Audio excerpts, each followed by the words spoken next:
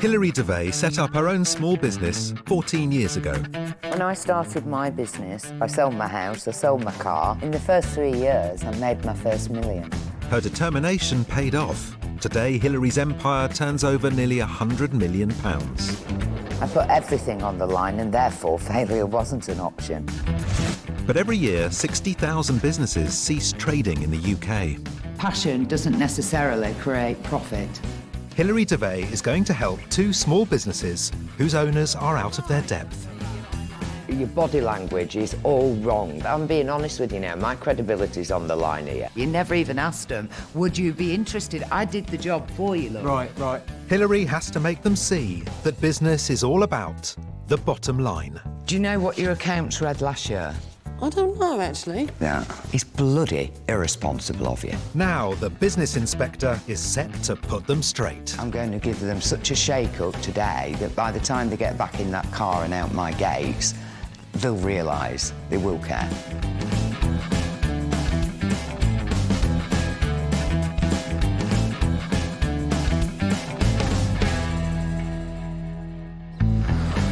When Hilary Devey started her small business, she had a plan to make it big and stuck to it.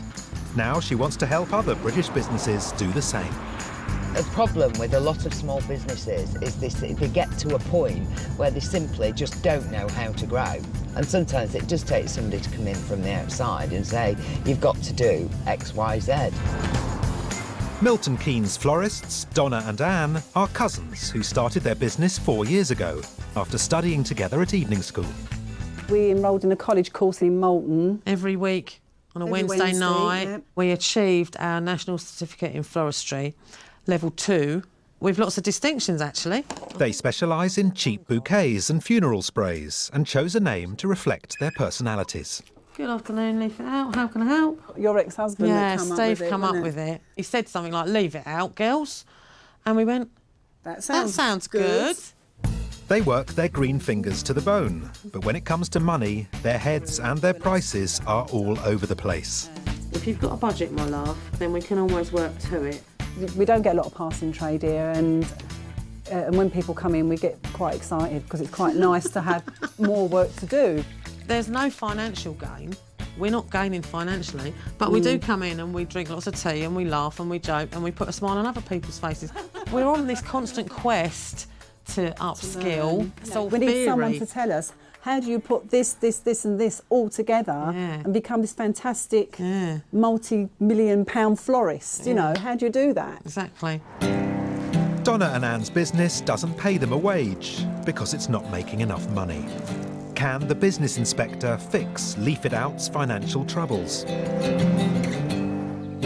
This morning, multimillionaire Hilary Devey is at home and she's planning a shopping spree by hitting Leaf It Out's website. I haven't met these florists.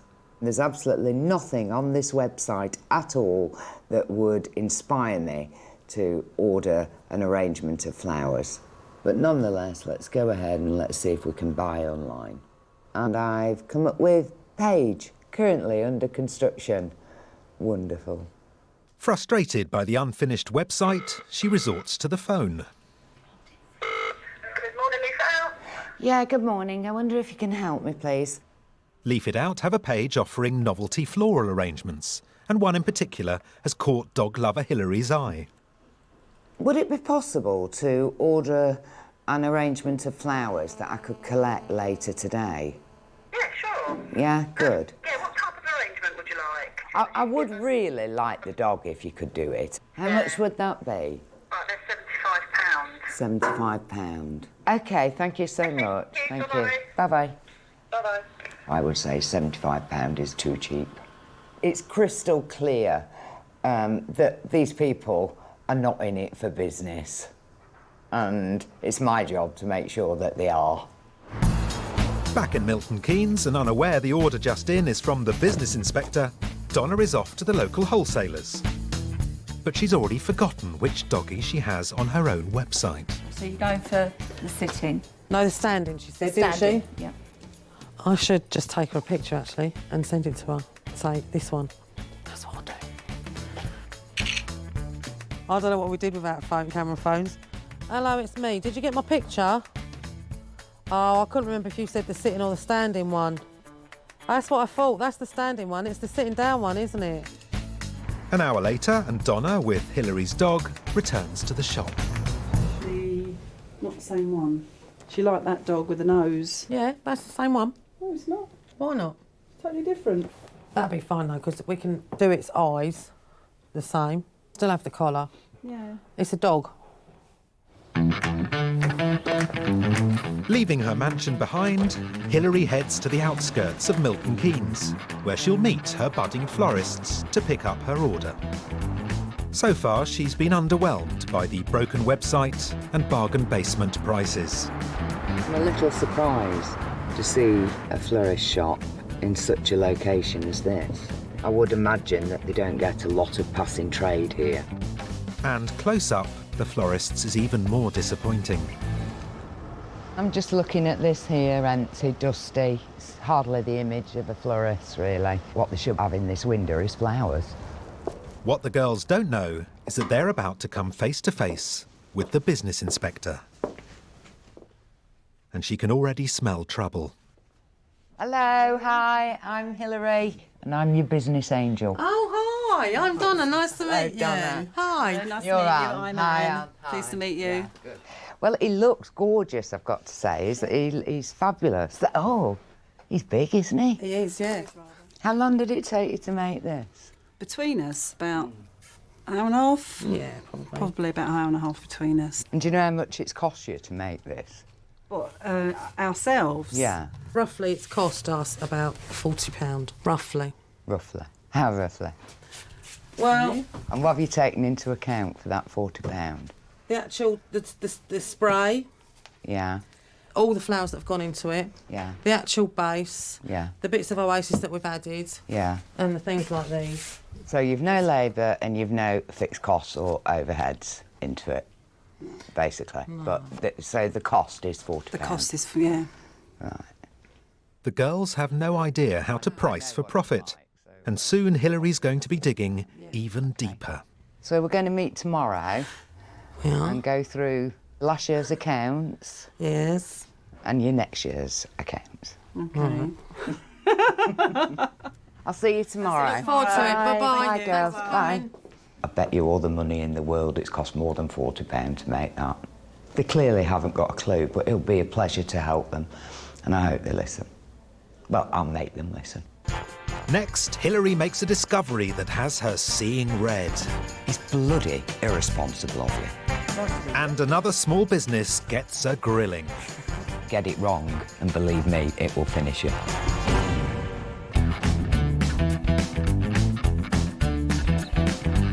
Hilary Devey, the business inspector, has put aside her day job to help two small businesses carve out a successful future. I'm excited about going into these businesses because I know I can help them. I know I can help them turn it around. Next up for scrutiny is Warwickshire-based event planner Gary Martin. For the past 19 years, he's created crazy props, from pirates to mirror balls, for themed nights to remember. If you want us to send you an email with a load of Western props on it, we can do. Now Gary thinks he's created a show-stopping idea that could take the events world by storm. Every single table at an event has a space in the middle of it that isn't used, and we've come up with a way of using that space at every event to create something pretty spectacular. So flick that onto changing colour. Look at that for a very cool table centre. Like millions of small businesses, Gary works from home. Sister Julie keeps the books, running a tight ship, while Gary strives to make their fortune with his flashy table centres. I'd love to make the company bigger, but what does concern me is I'm moving into areas that I don't completely understand. In the time Gary's taken to get his company into first gear, Hilary's grown her small business into a multi-million-pound empire. She spotted a gap in the traditionally male-dominated world of haulage, filled it, and made a killing. Today, Hilary's at her head office, and intrigued by Gary's flashy table centres, she's got a plan to see him and them in action. I invited Gary here today under the pretence I'm holding a retirement dinner for a long-standing member of staff this evening. So he doesn't know that it's a ploy for me to get to see his product. Gary's packed up his lights in Warwick, and unbeknownst to him, he's heading for Hilary. I think they're going to like these table setters. They found us on the internet, but we've never done anything from before, so I think they'll be quite pleased with what we're going to do for them. I'm interested to see how his business works, but just seeing his vehicle now from a branding and marketing perspective, it's not very distinguished. If Gary wants his product to have mass appeal, the business inspector believes he'll need a brand that stands out from the rest. Gary better hope she likes his lights better. I'm undercover today, so as far as he's concerned, this is just a prospective venue that he's setting his wares up in. We've got two different sizes of mirror balls, but it's quite nice to vary the heights of them, I think, because it fills the room up a little bit more. We do the similar thing with fish bowls, and these ones particularly are pretty good with footballs on the top. Really excellent for places that do sport. It's great for that. It's Hilary's first chance to see Gary's table centres up close. I think they're absolutely fabulous. I really like it, and I'd certainly have them at my next function. Stuff, it looks really nice, I think, and it's... hello. Hello. I just thought I'd come and say hello. Hello. It's going to look really good, isn't it? Yeah. Do you want me to show you with the lights out? Yeah, go on, yeah, that'd be great. You've got to leave some on for people to see to eat. So Really, really good. And they change colour, do they? you can either have them set on one colour, you can choose a colour, or you can have them all fading colour. People quite like it because it's sort of something a bit different. Well, it's different, isn't it? Yeah. I like them. Excellent. Good. All right, thanks then. very much. No problem. Who's that then? Gary will find out soon enough. The next time he sees Hilary will be at her home, where he'll find out if she thinks his business is ready to go to the next level. Hilary Devey's hard graft has paid off. In 15 years, she's gone from living above a chip shop to a sumptuous country pile. And today, florists Leaf It Out are about to get a taste of how life could be. Wow, look at that. That's very nice. Very impressive house. It looks a bit like a stately home. Hilary's summoned them for a reason. She already knows their pricing is out, but now she's had a close inspection of the books. She's horrified. On a turnover of 20,000, they've actually managed to lose £11,630. Unbelievable. Unbelievable. They've lost 50% of over 50% of the turnover. God, it's a big knot. Hi. Hello. Thank you.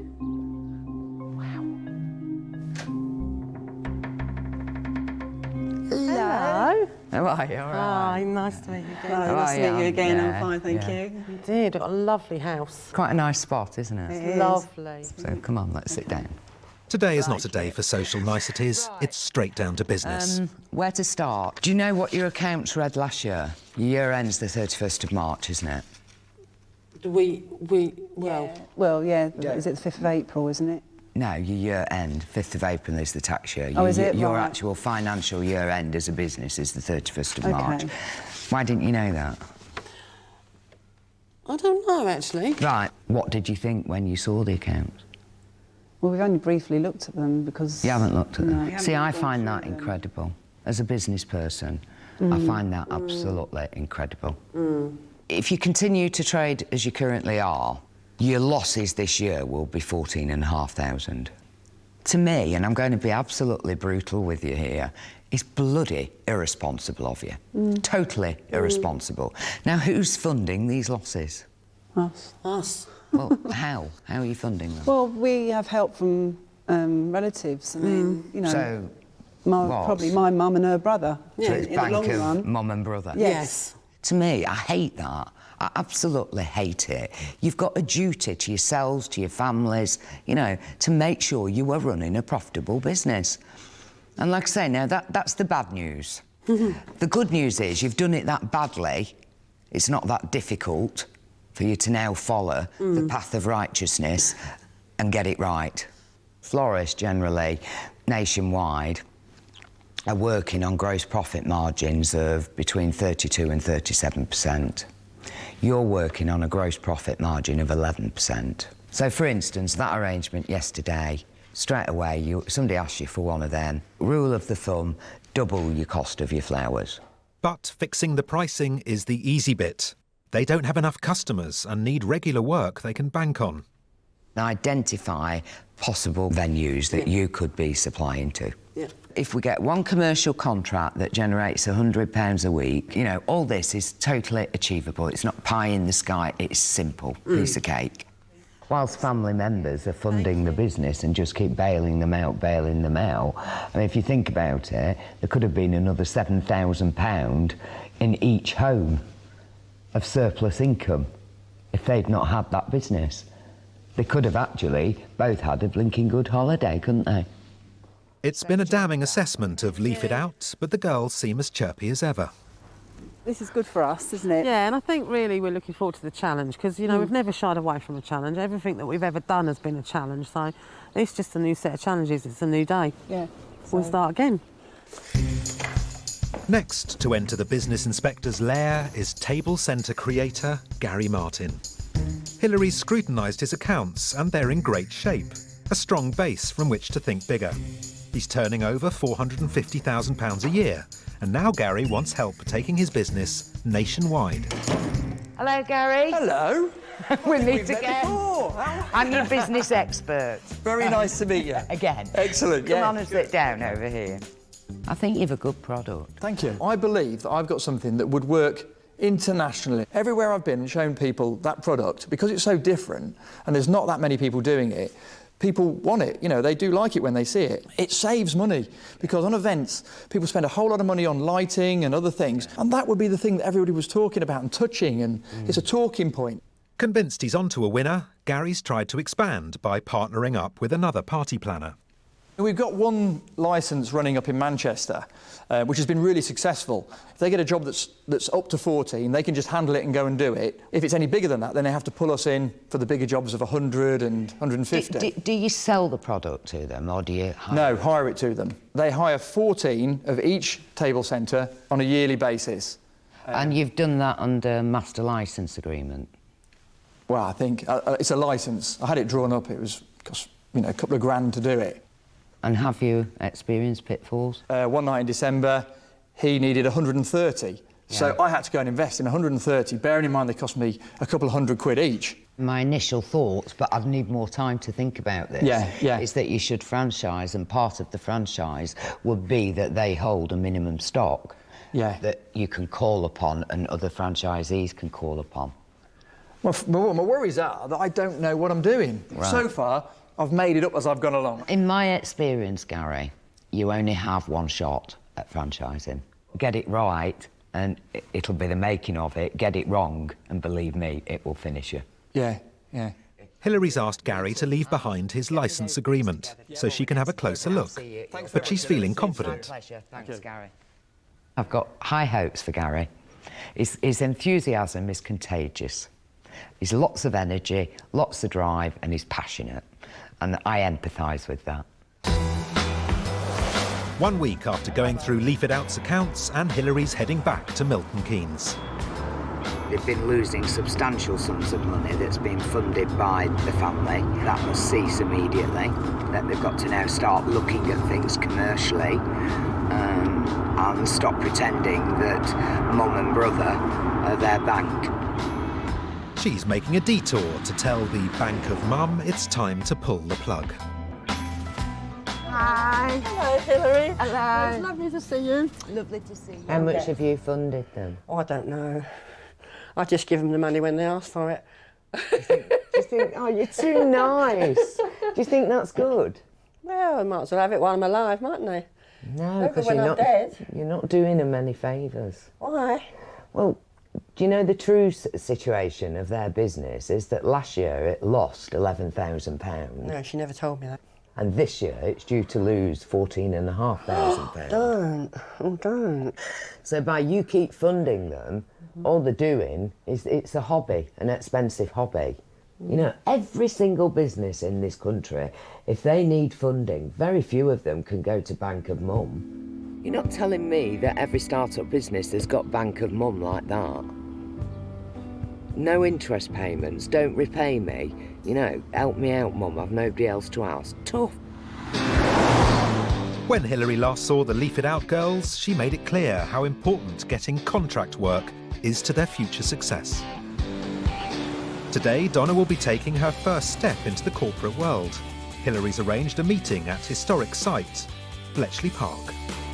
Today's the fact-finding mission.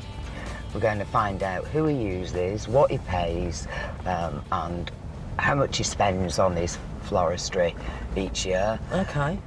This could open many, many doors for you. Wow. Potentially this is the first meeting of many successful meetings, and I really, really want it to go well. And I don't want to let myself down. Now, what you've got to be now is Donna, the businesswoman. Yes. Who happens to be a florist. They're meeting events director Steve Hancock, who books the florists for the hundreds of events that happen here every year. Thank you. How many functions a year do you hold here? Wedding-wise, we normally have about 30 weddings a year here. And then corporate-wise, which obviously has a floristry need as well. Hilary's expecting Donna to take the lead, but she's clammed up. Could you give us any indication of what sort of volume in terms of arrangements and monetary value? Absolutely. Each wedding with individual table settings and pedestals, probably around £1,500, £2,000 per wedding. Where do all your flower deliveries come from the next day? Yeah, we just don't go to bed. We just go straight down to Covent Garden, so we're there when they're ready. For us to work with people like you and brides,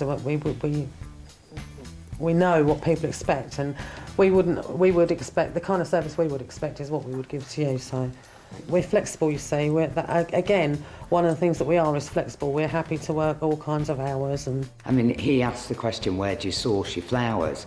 And she actually stumbled over that. Well, several places, really. What sort of transport do you have? Whatever I need. Problem there. Whatever I need. Okay. Until I suppose we've seen the pitch and some actual products of hers, my opinion may change, but first thoughts are she may not fit our client base. However, once we've seen the product, I may change my opinion.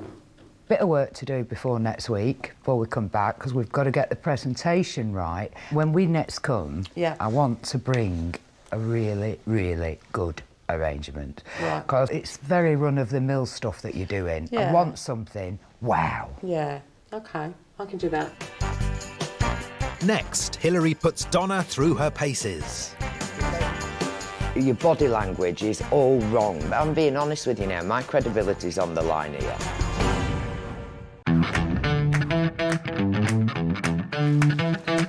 Successful businesswoman Hilary Devey grew her small business into a multi-million-pound firm. Using her business acumen, she's hoping to transform the fortunes of two small enterprises. Hilary's been wowed by Gary Martin's illuminated table centres and his ambition to roll out his idea nationwide.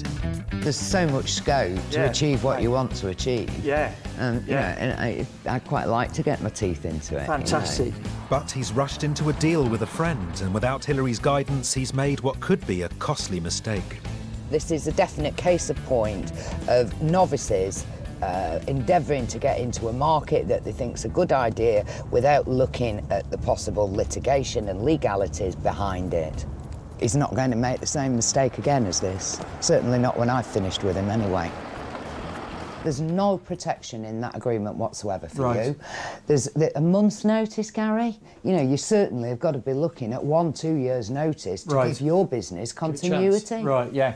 It's not really worth the paper it's written on. No. And thankfully for you, because it is so loose, you can go back to square one and start again. Which the guy that I work with, it's an experiment at the moment. He's happy to, you know, whenever well, I go bet back he's to him, so happy. it's fine. With respect, he would be happy. Get out of it, I'd be happy. I'd be delirious. I'd say, yeah, I'll put my signature to that. I'll sign one now if you like.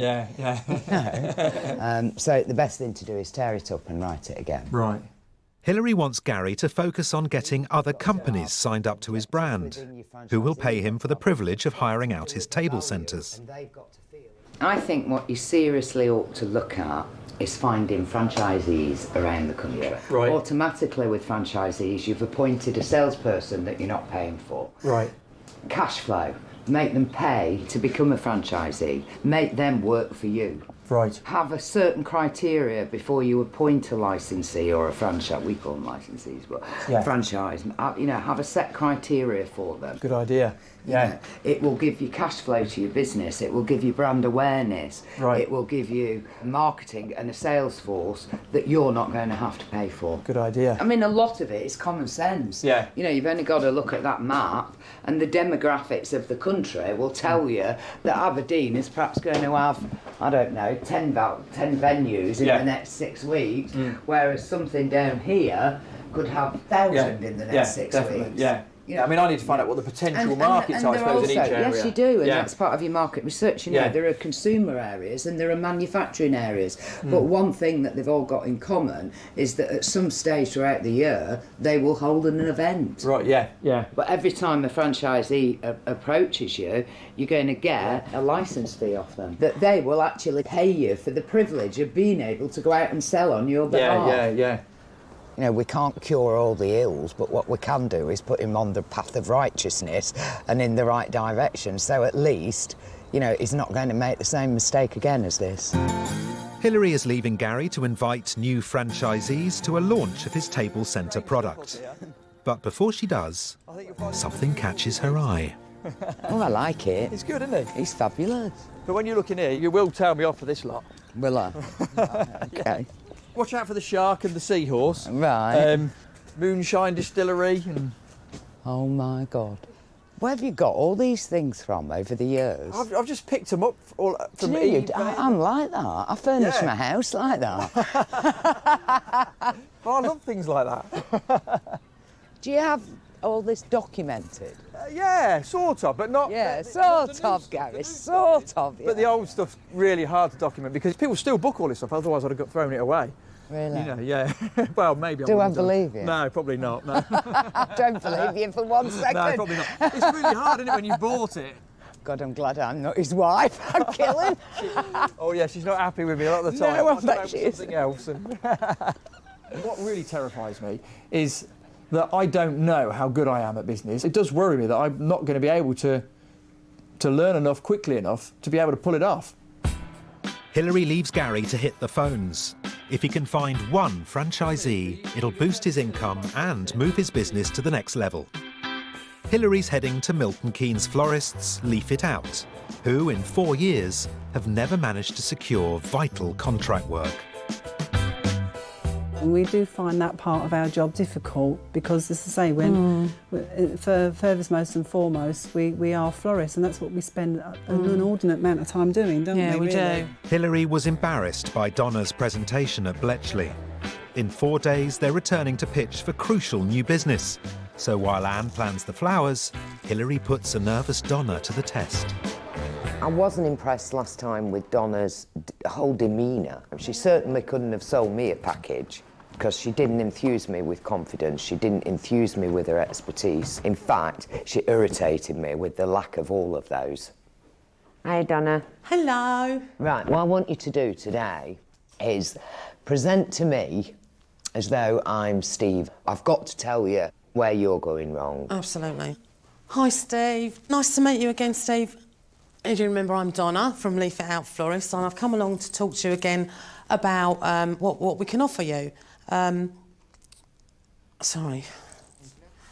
So, where was I? Start again. Start again. And just be you. I want to see the Donna come out of you. Right.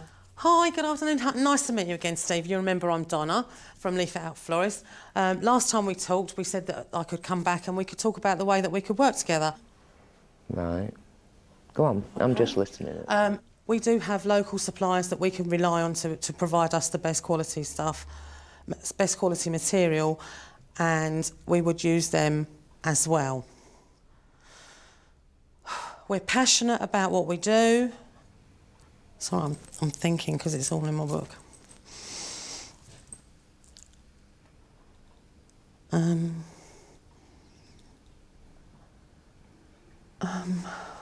Sorry, I can't think. Why should Zest choose you?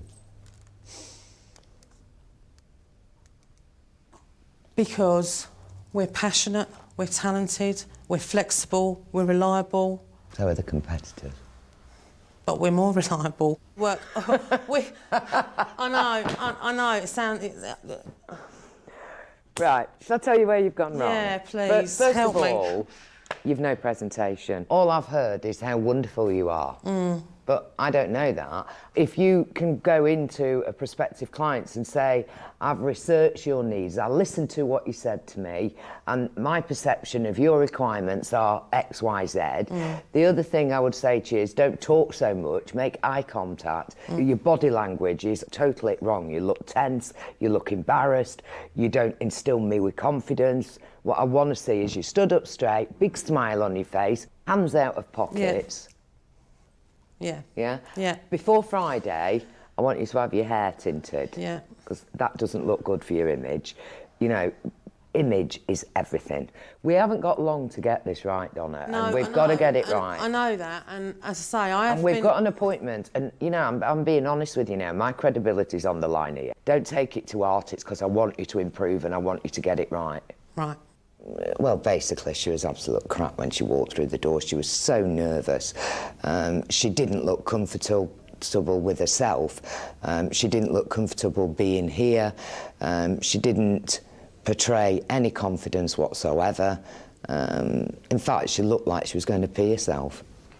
I just feel like it's a huge task for our first foray. It's a huge task. You know, it's nothing like breaking you in gently. So, but we'll see. We'll see. I'll give it my best. I'll give it my absolute best. And that's all I can do. Hilary heads home, leaving Donna and Anne to have an urgent rethink. So all we got really is tonight and tomorrow, really, to sort of bring this together. Yeah, just don't want to do it on my own. Well, the thing is, it's our business, and it's all right saying, well, that's your role and that's your role. I totally get that. Yeah, we can do that. But we still do everything together. Yeah. Hilary's golden rule of franchising is to have a strong brand before you launch. And she thinks Gary's company name, Table Centres, is dull. Well, I thought our branding was quite good. I'd spent quite a lot of time thinking about it, but I am prepared to accept that it's maybe not as good as it could be. What I'd like him to do is some market research. I've even said to him, you know, just go out to somebody in the street and say, what do you think of that as a name? You know, hopefully he'll prove me wrong and it is the right name. I don't think so. Gary's got 4 days before he launches his Table Centres to potential franchisees. So, he takes Hilary's advice and hits the streets. Looking at that, does that say anything to you? It's a bit boring. Bit boring, you think? Yeah, Okay. Well, be brutal as you like. Don't worry about me. If you looked at that, what would you think that we did? Tables. Tables? Yeah. Would you understand what that was?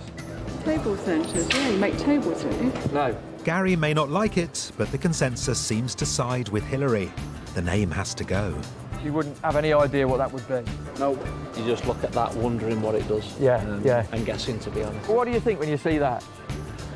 Table tennis. Table tennis? What does that say to you? Boring? Boring is a damning verdict. Even so, Gary's struggling to hear it. The name Table Centres, I don't think we're too far away with that myself, because I think the fact that, you know, OK, it might be they think we're a table distribution place and they might think we're a table tennis company, but probably no matter what I change it to, there'll be some people that think it represents something else. Gary's dragging his heels with the rebranding, so Hilary tries a different tack and sends him to top London agency, Iconic. Table extravaganza, I think that might be a bit busy again. Table theatre, yeah, I think it's good, but I just don't think it's, probably not us, I don't think. Okay. Now this is our personal favourite. Right, OK. Yeah, wow, tables, yeah.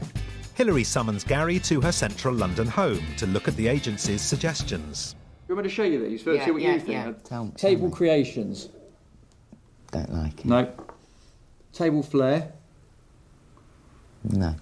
Wow tables. Yes. Ah, right, OK. I like that. I like wow. Yeah. I think it says it all. Yeah. People come in, they see a room decorated out with your product as the centerpieces on the table. Wow. Yeah. That's No, them. no. Your Yeah. brand. That's Yeah. it. That's Yeah. what you franchise with. Yeah. With the launch event imminent, Hilary's keen to know how Gary's going to pitch his new brand to the potential franchisees. How are you going to play this? What are you going to say to them? Well, they're people that I sort of know in the industry anyway, which is quite good because I trust them anyway. Are you going to be bold enough to say to them, would you be a prospective franchisee for this? Yeah. Would you be prepared to buy a franchise from me? Yeah. One of my greatest concerns is what he's just said now, that, you know, all his prospective franchisees are all his buddies. That's a no-no, an absolute no-no. The Leaf It Out girls are in central London for a day's training. Their pitch at Bletchley Park is in 3 days. They've spent 4 years churning out bog-standard bouquets, and already worried by Donna's pitching skills, Hilary wants them to improve their floristry. Fancy flowers in hotels can deliver regular work and make a florist's business bloom. McQueen's are one of London's busiest and have contracts with some of the most chic hotels. So Hilary's arranged for the girls to have their eyes opened by owner Callie Ellis at the ultra-chic Berkeley Hotel. So I need some hints and tips from you, if you wouldn't mind. Well, I think basically you need to be incredibly prepared. Do your homework. Keep it simple, keep it seasonal, keep it British wherever possible. Yeah. But initially, you need to listen. Before you start talking, you need to find out what it is they want. Yeah. For McQueen's, winning contracts is about artistry, not just the pitch. I mean, there have to be a talking point. I want people to walk in off the street and go, wow, not seen that before. Yeah. Someone said, I want that all tulips, and you think, oh, that's going to look odd. Yeah, but it doesn't, because you've got the up and the down and the different level of the tulips as well. But, you know, it's really important to think outside of the box with flowers. Yeah. The simplicity of it and how it's just worked. It's just lifted that wall and this area. It's quite gobsmacked me, really, how you could use so little and achieve so much. It's our turn now. Yeah. We need to go and get on with this. Yeah. Fired up, ready to go. Next, Gary meets potential franchisees, but will he persuade anyone to buy into him? You never even asked them, would you be interested? I did the job for you, look. Right. And it's D-Day for Donna. If nothing comes of today, I've done that for nothing.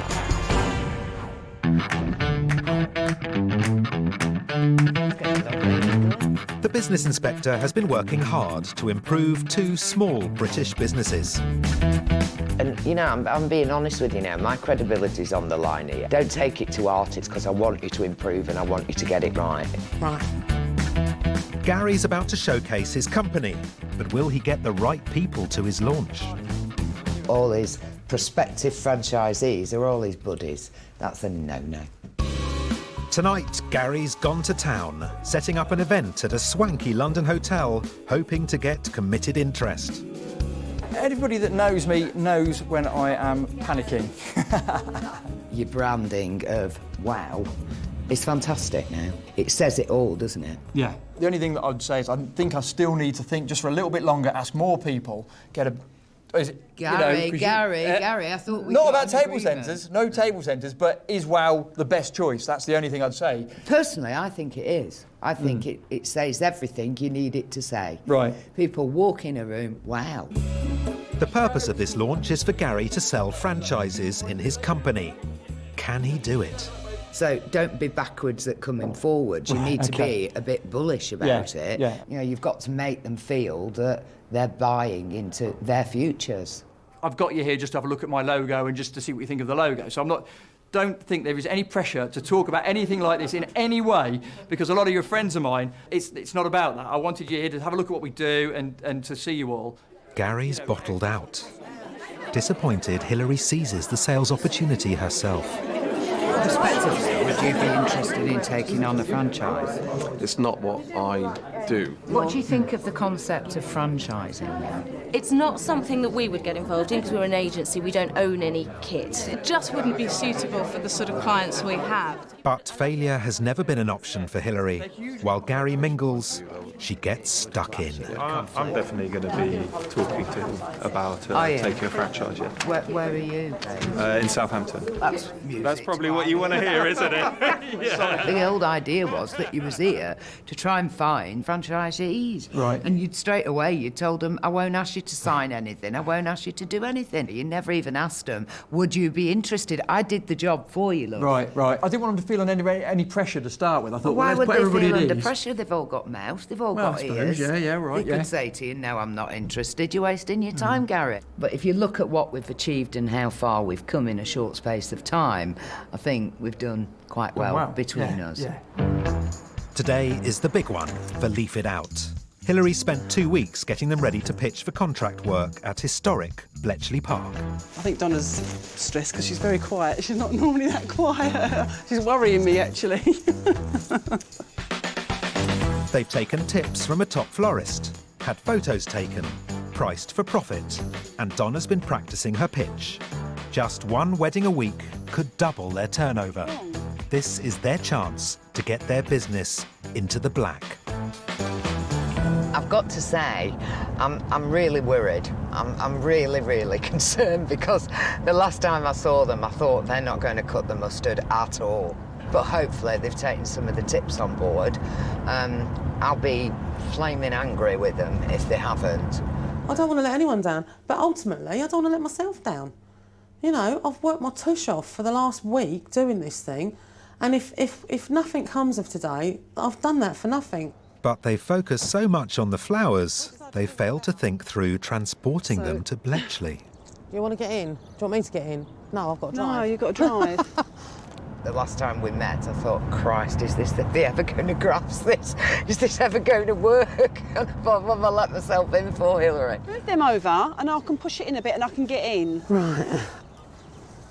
Because I'm going to have to hold that as well, because that's going to go arse over tip otherwise. Getting a contract for them will be the turnaround point for the business. It will mean it will cease to be a hobby. This is where you can go. Now, do you want to go there? Have you got the tenacity? Have you got the ambition? Because without that, they'll fail. Hilary can do no more. It's over to Donna and Anne to secure the work that will take Leaf It Out into profit. Nice to see you again. See you well. I'm much better than last week, thank you. Can I introduce you to my partner? This is my business partner, Anne Scott. She's come along with me today because we thought it'd be nice for you to meet both of us. Absolutely. First of all, I'd like to start just by talking about the fact that I've looked into the kind of work that you and your company do. Yeah. And I know that you have got an exemplary reputation for customer service. If I may indulge ourselves, I'd just like to talk to you about us. Excellent, that's what you're here for. We understand about clients' needs and that their needs and their requests are absolutely paramount. We are primarily creative artists. I have brought some designs to show you. Excellent. But if I leave this with you, Stephen, you can look at your leisure. If I just tell you, this quotation is based specifically on 2 of the designs in here. Just so Donna's followed Hilary's golden rules of a good sales pitch. All that's left is for her to ask for the business. Gary fell at this hurdle. Can Donna leap over it? And if I can, I just would like to talk about the future. Anne and I are standing on the brink of a big move for us. We've learnt our craft, we've worked hard, and we're absolutely convinced that we need to move forward, and we would love to be able to move forward with you. What I think I'd like to do to start off with is say, yep, let's see if we can get you some work at Bletchley Park. Thank you. And we can start putting you forward to some clients and see if we can start a relationship from there. In 4 days, they've probably travelled 4 years. And, you know, even I'm amazed, frankly, at what I've managed to achieve with them. The hard work's paid off, really. Yes. I think today was the start of their new business. My little cousin with a big gob. You know, you took on board everything I kind of tried to teach in terms of presenting. And, you know, literally, I think it was excellent. Thank you. Thank you. Well done. In Warwick, a month after the launch, Gary's gone against all advice. He's ditched the WOW brand, going for an entirely new name and logo. See, I reckon if there's a line around that, you could put it on a white van or on a white headed paper. Oh, it's great. But he's taken Hilary's franchising advice to heart, and he and sister Julie recruit their first new-style licensee. It looks like the 2 companies working together, it could be something that could work, couldn't it? It's a no-brainer to some degree. My big dreams, I would love to go international with it in the end. If this works, I'd love to go to America and I'd love to go to Europe. So I've got to really go for it now. In Milton Keynes, the girls have stopped taking from Bank of Mum and are going from strength to strength. They secure a contract with a hotel chain before being asked to meet prospective brides at Bletchley Park. We took about 12 at the moment potential clients, so it's looking really good. Today went really well. Feeling much more positive about the future than we were a couple of months ago, definitely. You know, the stuff that we've learned from Hilary that we wouldn't have had the opportunity to learn from before, we're ready for it now. It's time to move, and we're on the move. Leave it out, world domination. Hilary Devey set up her own small business 14 years ago. When I started my business, I sold my house, I sold my car. In the first 3 years, I made my first million. Her determination paid off. Today, Hilary's empire turns over nearly £100 million. I put everything on the line, and therefore failure wasn't an option. Every year, 600,000 businesses cease trading in the UK. Passion doesn't necessarily create profit. This week, Hilary is taking on 2 small businesses whose hard work isn't paying off. When my FD looked at your figures, he told me, you're wasting your time, Hilary, pull the shutters down and walk away. Do you know, I've had this problem so many times with so many business. Start thinking bottom line. And the business inspector has just a few weeks to kick their assets into shape.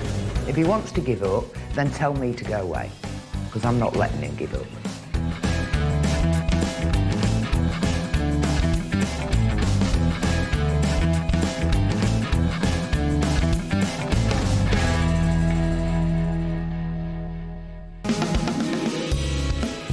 Hilary Devey is one of Britain's most successful businesswomen.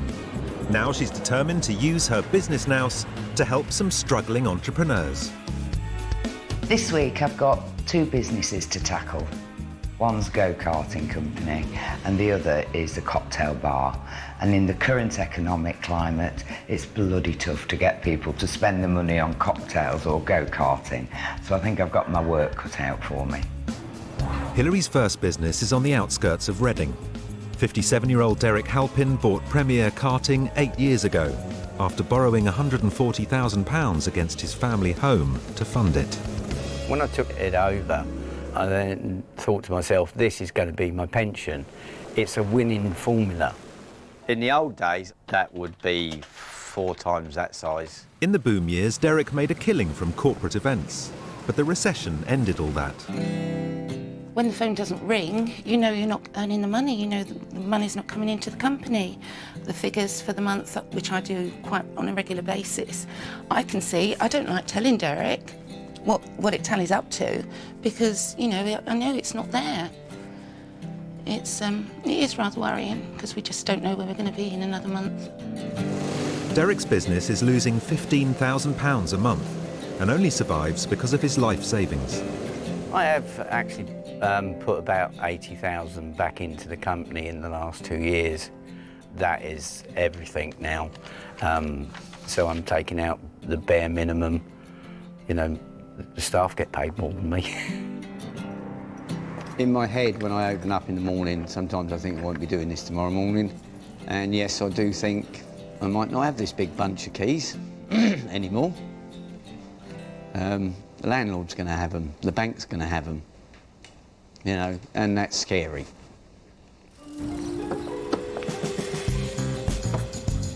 The business inspector has no time to lose if she's to save Derek's business. She's on her way to check out the premises. I'm going to be arriving incognito. The act is that I go in as a prospective client, that I've got a business and I'm possibly looking at holding a corporate event there for my lads who work in the warehouse. Hopefully it won't rumble me. Currently, Derek has only a quarter of the bookings he needs to survive, so he needs to close a deal with his mystery client. But Hilary's running late, and this boss doesn't like to be kept waiting. If I say 12 o'clock, I'm there at 12 o'clock, and I expect other people to be the same. Or a phone call would be nice. You know, who do they think they are? Little does he know, Hilary could be the lifeline his business needs. Good morning. Good morning. Hello, Hilary. I'm you Derek. You must be Derek. Yeah, this is Dawn. Hi, Dawn. Nice to meet you. I've got an appointment with That's you right, this yeah. morning, Yeah. I brought a couple of the guys with me who work for me in the warehouse. Can I get them in as well to have a look? Yeah, of Can course they you can. test a cart out? Yeah, that's no problem. Right. Come with me. Okay. We'll see if we can get them in. Whilst Derek's team rush to get some carts ready at short notice, Hilary is trying to do a deal. All right. You know, if I'm looking at this one, Yeah. 5 drivers, £188 per team, and how Per many's team. in a team? 4 to 5 drivers. But you don't offer a discount for that amount? Not really, no. Why? Because the prices are the prices. But surely you negotiate. We might increase the time period, so rather than give money off, we might do the 2.5 hour one at that cost, but actually run it for 3 hours. As Hilary's boys get ready for a spin on the track, Derek's starting to wonder if his mystery client is who she claims to be. Very rare as an organiser asks for a discount without finding out size of group and format. So I'm reserving judgment at the moment. Hilary wanted to see how good Derek was at closing a deal, but it may have blown her cover. So she decides to reveal the true reason for her visit. I've got a confession to make. What's that then? Well, my name is Hilary. Yeah. It's Hilary Devey, and I'm your business mentor. And I'm hoping to be able to help you. I hope you can, and I did have an inkling. Yeah, I thought you might. How is business generally? Poor. Poor? Yeah. How poor? Got a couple of months left of trading. If What's your cash flow like? What's your profitability like? Profitability is nil at the moment. Right. Because there's... Are you losing money? Yeah. What have you done about finding new clients? Nothing. Why is that? Because I don't think they're there at the moment. You know, it's like people say They're to me... always there. Yeah. You've just got to go and find them, haven't you? They won't come to you. Hilary is stunned that Derek isn't trying to bring in new customers, and she wants to take his books away to see what other business troubles might be in store for her. So what I need is your customer list, your bookings, your cash flow forecast, your accounts to date. Can I take with you what information Yeah, you've you got? can take everything So that at we least got. I can then start to think like you and become a go-karter. Hilary has a feeling Derek doesn't like change. He thinks he's got it all right. He hasn't got it right. His premises aren't right. They're not salubrious whatsoever. I asked him for a discount on a corporate booking, and in the current economic climate, particularly he's got fixed overheads here, surely to God he's better offering a service at a discount than no service at all. What she might say is something that goes against my grain. And I am very, very stubborn. Next, Derek tells his staff the bad news. Finances are all gone. Pockets empty, no reserves, right, all gone. And Hilary gets a sneak preview of her second business. To me it was cold, it was unwelcoming. I just didn't like it.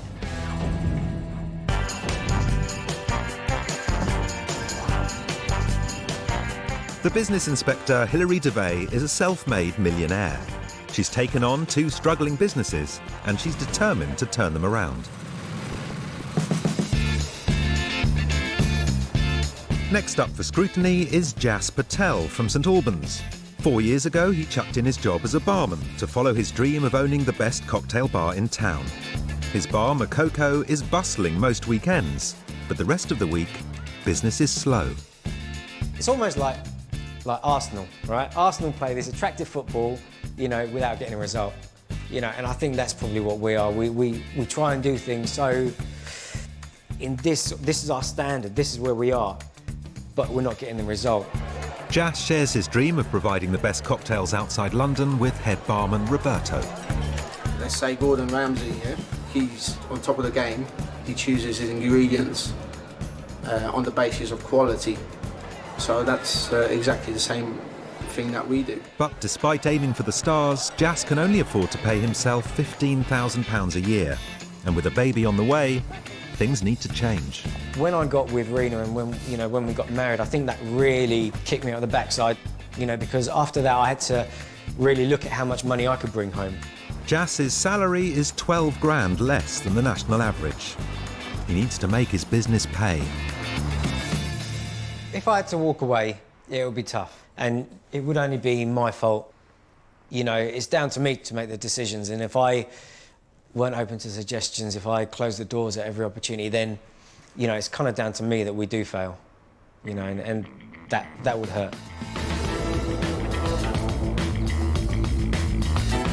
Hilary was brought up in the pub trade, and that's where she honed her business skills.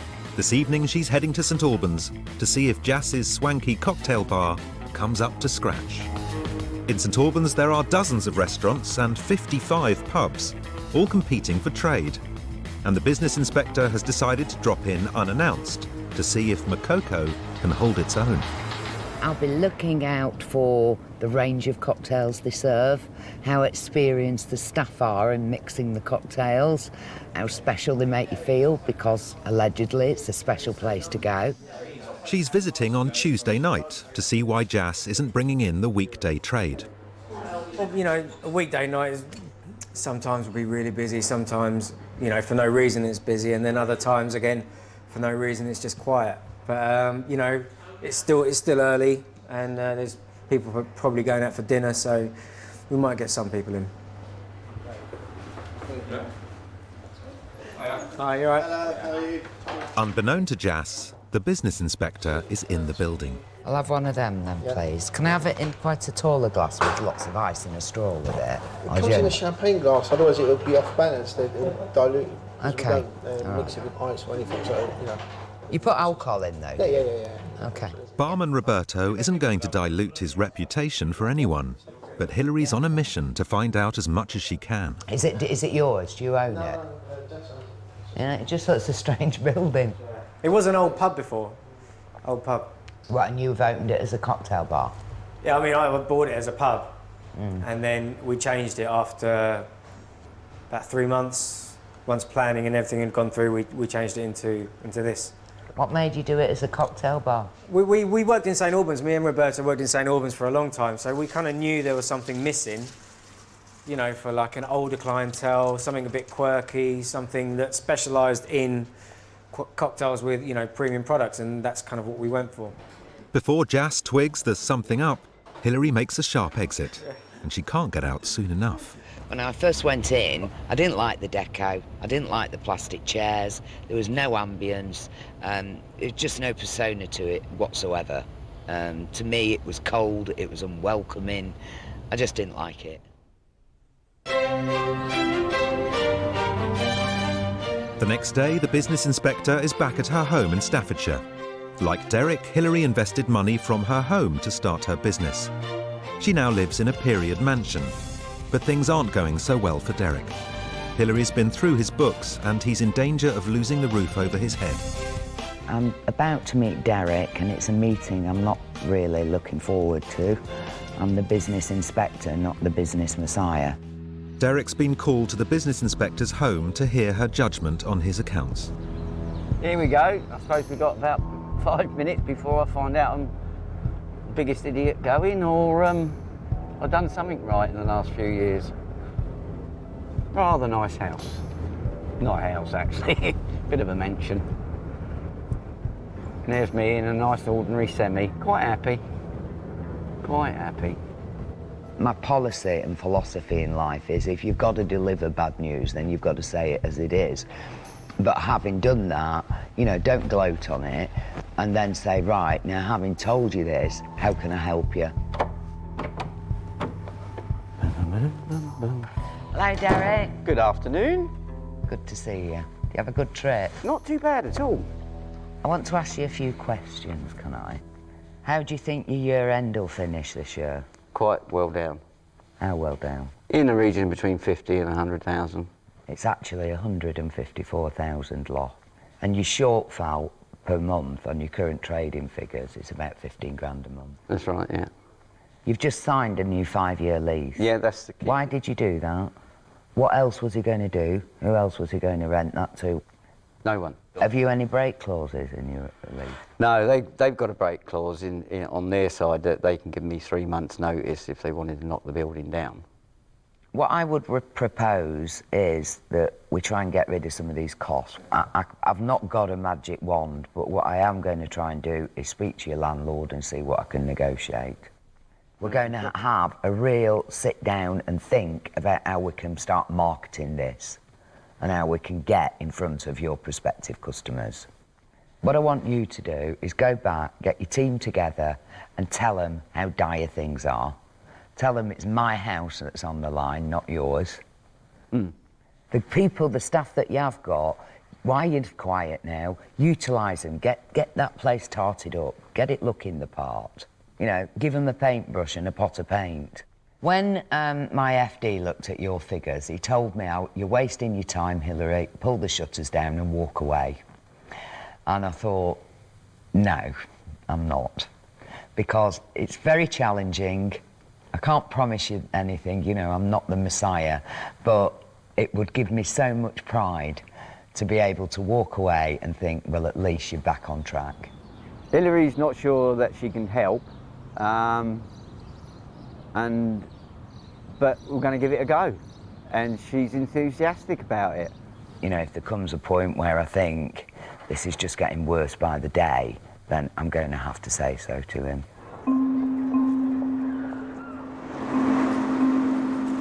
Back in Reading, Derek's called a staff meeting. Hilary thinks he's had his head in the sand and failed to keep track of his losses. Now he's got to let his staff know their jobs are on the line. Now, a lot of you don't know is what Hilary is about. Hilary is here to see if she can save Premier Karting from going under. Without her help, we might only last another couple of months. Finances are all gone. Pockets empty, no reserves, right, all gone. So what I'm saying is, basically I'm skint.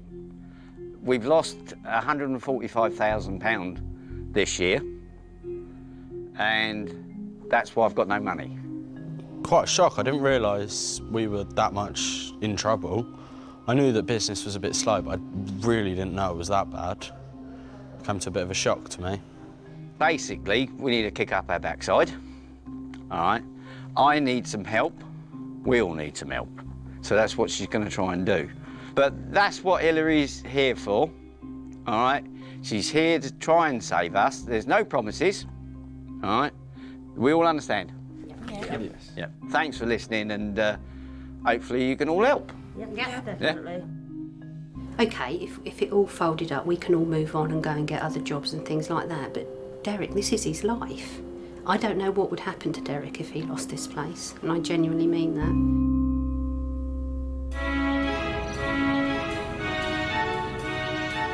Back at home, Hilary's determined to find a way to help save Derek. And she also wants to find a way to put the sparkle back into Jass Patel's bar, Makoko. He's making money, but he's only taking a 15k salary out of it. For all the hours that he's putting into it, he might as well go and work on a checkout at Tesco. Last year, Jass's bar made him just £300 a week. And with a baby on the way, he's desperate to make his bar pay a proper wage. But on her secret visit, Hilary wasn't impressed. I don't think Jass is going to like a lot of what I'm going to tell him. But to help him, sometimes one has to be cruel to be kind. It's kind of intimidating being here. It's not what I thought at all. I didn't think we'd be coming to a place like this. So actually being here and seeing the grounds and the kind of house it is and the rooms is like, wow. Although Hilary has checked Makoko out, Jass has no idea that she's the business inspector. Hi. Is that a surprise? Oh my God. How are you? Okay. Good to see you. How are you? I'm all right. Are you? Yeah, good. So you didn't guess? Amazing. No, not at all. Oh, not at all. I played the part well. God, you did. Very good. Good. Very Come and good. sit down. So, let's start. You tell me how you got going. I felt there was a gap in St Albans for that style of bar. Okay, and how do you think it's going? It's going okay. It's just sort of plodding along. That's the problem, that it's just going along. Currently, I don't think you've got it right. Okay. Unless I was having to go back there. Yeah, you wouldn't. Really? Okay. Because at the minute, you're relying on the cocktail market. Yeah, I just don't want to become another kind of generic place where people lose the identity. Yeah. You know, but what we've got to do is find what your USP is. And at the moment, the USP you've got as a cocktail bar isn't making you any money. No, I mean, no, sure. Do you know how much it's actually costing you to make them cocktails? Do you know what your unit cost is? Yeah. Can you prove that to me? Not right now, but I When was the last stock take you did? We have an independent stock taker come in, and he. So you don't do a stock take once a week? Not personally, no. I was brought up in a pub. Were you? Yeah. Okay. And I know that business inside and out. Yeah. And to me, I don't believe you do know your unit price. Really? No, I don't. Okay. Because I don't see how you can unless you're doing a weekly stock check. Yeah, yeah. You know, currently, you made profit last year. Yeah. But not a lot. Not a lot, no. And you really didn't take enough salary out for the job that you're doing. So there's something, you know, dramatically wrong, really. Yeah. And I think the first way to tackle it is, first of all, let's get right down to basics. Let's do the stock take. Until we've got that commerciality out the way, then we can't take this business much further, can we? Sure. Next, Hilary gives Jass's sidekick Roberto a piece of her mind. I've got to start being supportive. Not that, well, I'm proud and all my training. Stop that. Do you want to keep your job? And she takes on Derek's landlords. He was very defensive and I was very much on the attack.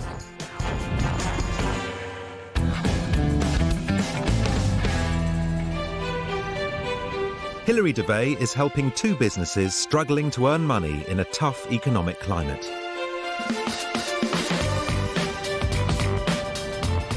Yesterday, she took cocktail bar owner Jass Patel to task for failing to be hands-on with his paperwork. He needs to take more responsibility for his business, and doing his own stock take is the first step. I've now finished what I think is a stock take. I'm just now thinking, did she mean for me to count the straws and glasses and napkins? And I think I'm going to do it. I think I'm going to quickly count everything. Jass is feeling the pressure. It's just a shame his chief barman doesn't feel the same way. You're not nervous at all, are you? That's because, you know... It's not my business. No, but... Yeah, I'm nervous at the moment. Just because I know what her impressions are of the place at the moment. So, you know, I'm just sort of waiting for her to come and see how the day goes. Hello, Jass. Hey, Hilary, how you doing? Hi, yeah, good to see you. Nice to see you again. Right. Have you done my stock take? I have, yes, I have, yeah. Oh, yeah. Go on, let's sit down. Jass has impressed, but a quick look through his stock sheets reveals he's made a bad business decision. I mean, why are you paying so much for your gin? You can buy it in a supermarket cheaper than this. Yeah, but part of what I want to try and do is not stock your general spirits that you do get in other places. But you are doing, aren't you? You're stocking White Mackay, your JD, you can buy anywhere. Yeah.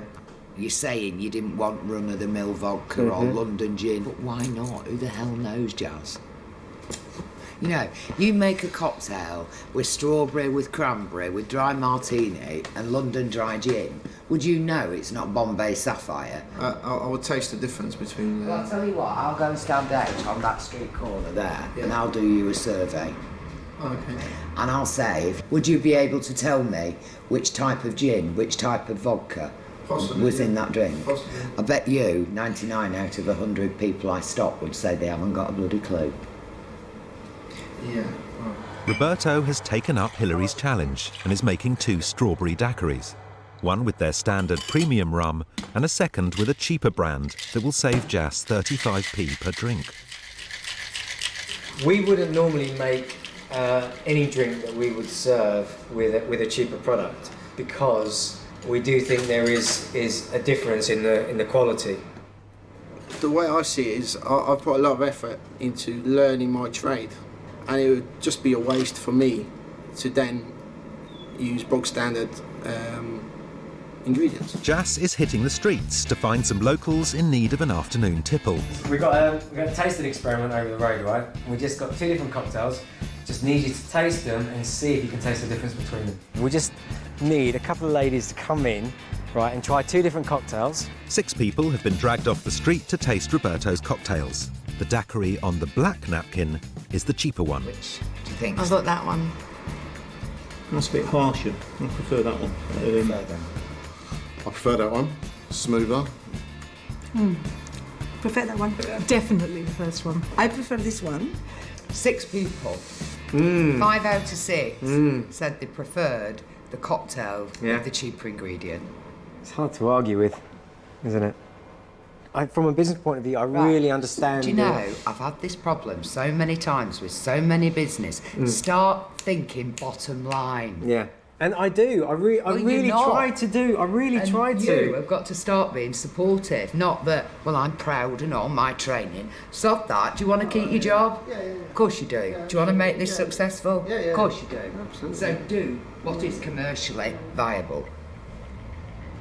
Yeah.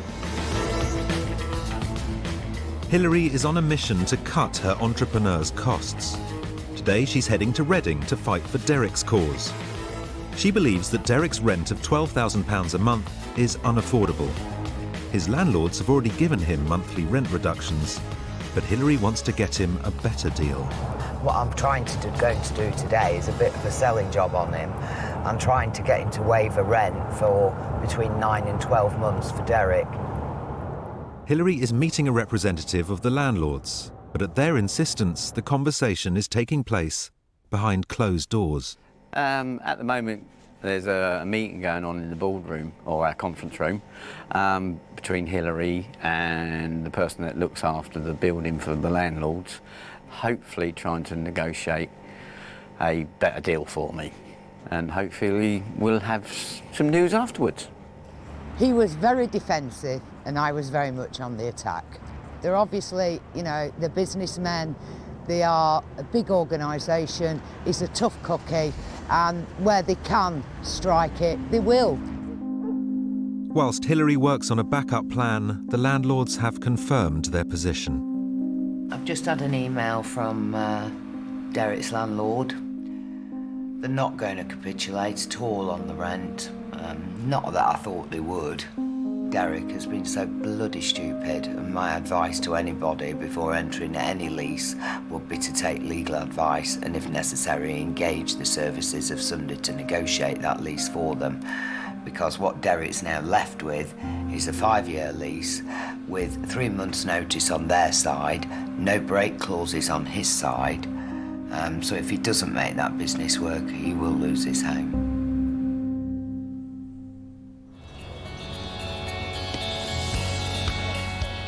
Hilary's been unable to get a better deal for Derek, although he will be able to continue to pay a reduced rent.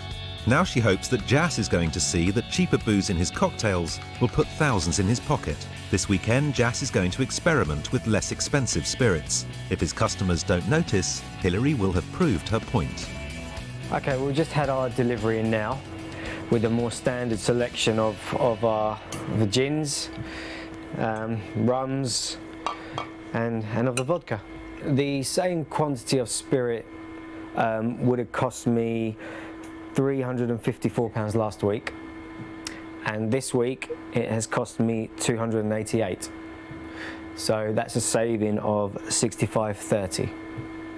Take that £65 across the year. It adds up. If Jass did the same across all drinks he buys in, then by his calculation, it could put an extra £7,000 a year in his pocket. But it's leaving a sour taste in Roberto's mouth. If it was up to me, I wouldn't touch these cheaper spirits with a barge pole. There's a bit of a difference though, yeah? Yeah, but it's not a bad difference necessarily. No, it's not bad. I think it's got more... You've got way more character with that one. Do you think? Yeah. None of them are like harsh, but it's just a lack of flavour, lack of character, lack of feel, you know.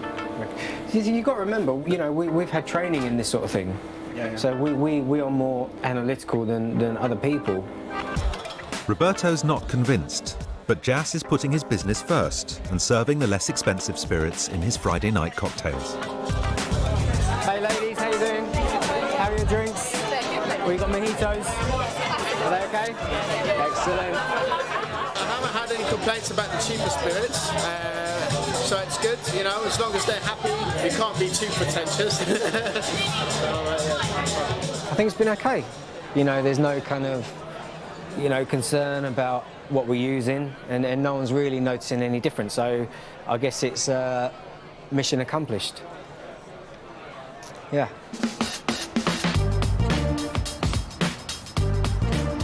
Hilary has just a week left, and while she's already saved Jass money, she's failed to negotiate a better deal for Derek. Now she's developed a plan to bring in the new business he needs. With Derek's business, he's relied heavily on corporate events. The recession has taken a great deal of that business away from him. I think now where I'm trying to channel his direction is to opening up, you know, so that any guys off the street who fancy a bit of fun in a go-kart, racing around a track, are able to take advantage of it. At Premier Karting, the team are determined to improve the business, and they're giving the place some much-needed TLC. Oh, Hilary's definitely kicked us up the backside to get us going again, to stop being lethargic, and pointing out that we do have to go and fight for it now. While Derek's boys are giving the track a once-over, Hilary's marketing expert, Jason Glenn, is coming up with ideas to sell go-karting to Reading's petrol heads. Now, looking at your existing material, clearly dated. It's very down-marking. I think it perhaps projects... Not quite professional. Yes.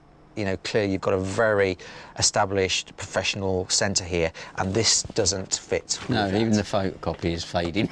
Well, yes. Jason needs inspiration to work up a new brochure and flyer, and starts by taking a look at the track.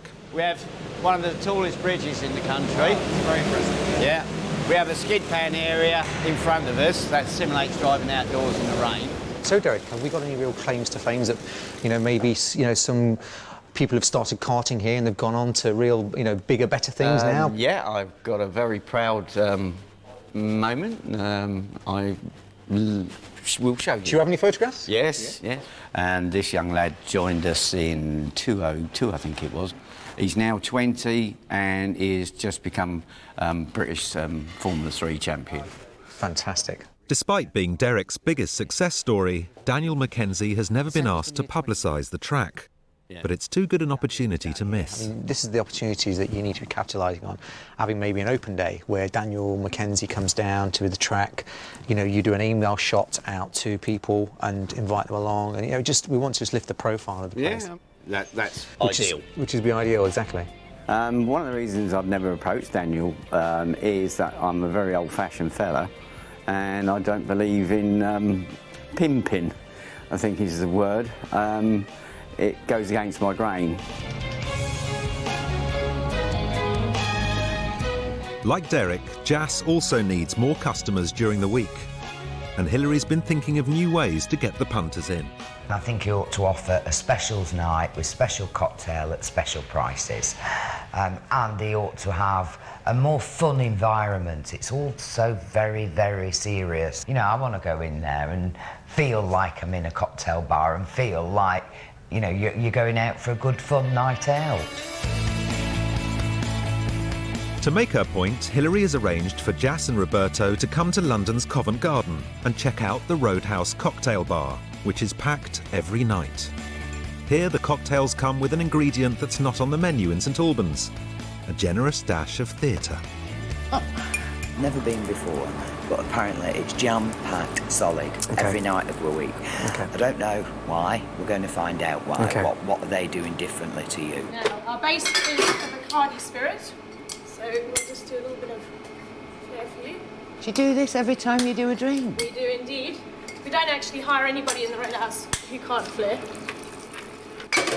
So we've got the base spirit. I love it. I think it's fantastic. It's all about just entertaining. It's about throwing a little bit of everything. How many drinks do you serve in a night? Oh, thousands.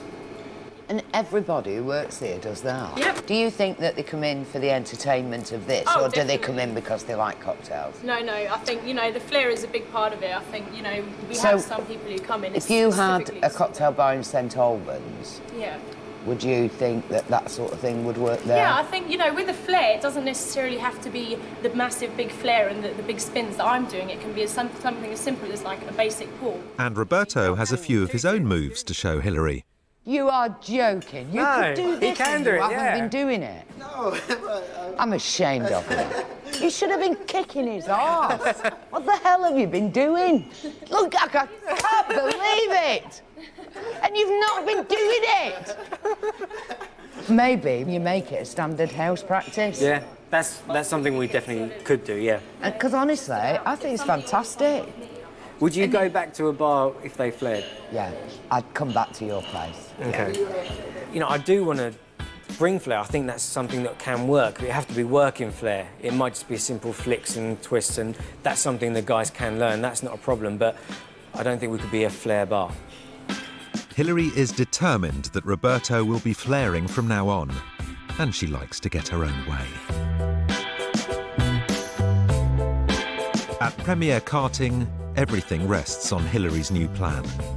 Derek has to start winning new business, so Hilary's got him some glossy brochures to advertise the new race night. Very impressive. Nowhere near what I thought was going to be done in such short time. Derek's talked champion driver Daniel Mackenzie into coming back to help launch the new race nights. With a promotional price of just £5 a head, Derek's hoping that instead of the track standing empty, he can sell 40 tickets and raise £200. But it's down to his team to hit the streets and bring in the punters. Can I interest you in coming karting for £5? Good money, mate. Lads, come here. Have you ever been karting before? Tuesday, it's only in Woodley, it's £5 per person. Is that all, £5? Yeah, £5, that's it. Do me a favour, take the leaflet. All right. Have a look at it. I'm not actually from the area, but I am very interested. Can I leave you some of these, mate? Of course you can. We've got a special event going on Tuesday down the karting. You've got the chance to post some lap times and possibly race against him. You're never too old. No, I'll get one of them and go. Yeah, of course you can. Next, will Jass's flaring night be a success? Later we should have some people, yeah. And the karting boys get ready for their big night. If we don't get our fingers out, we will go out of business and we all will be out of the job.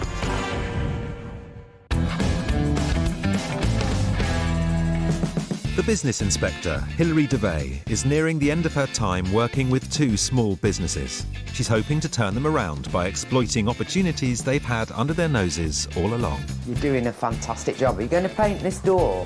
Yeah. It's crap, isn't it? It's the business inspector's last day working with bar owner Jass Patel.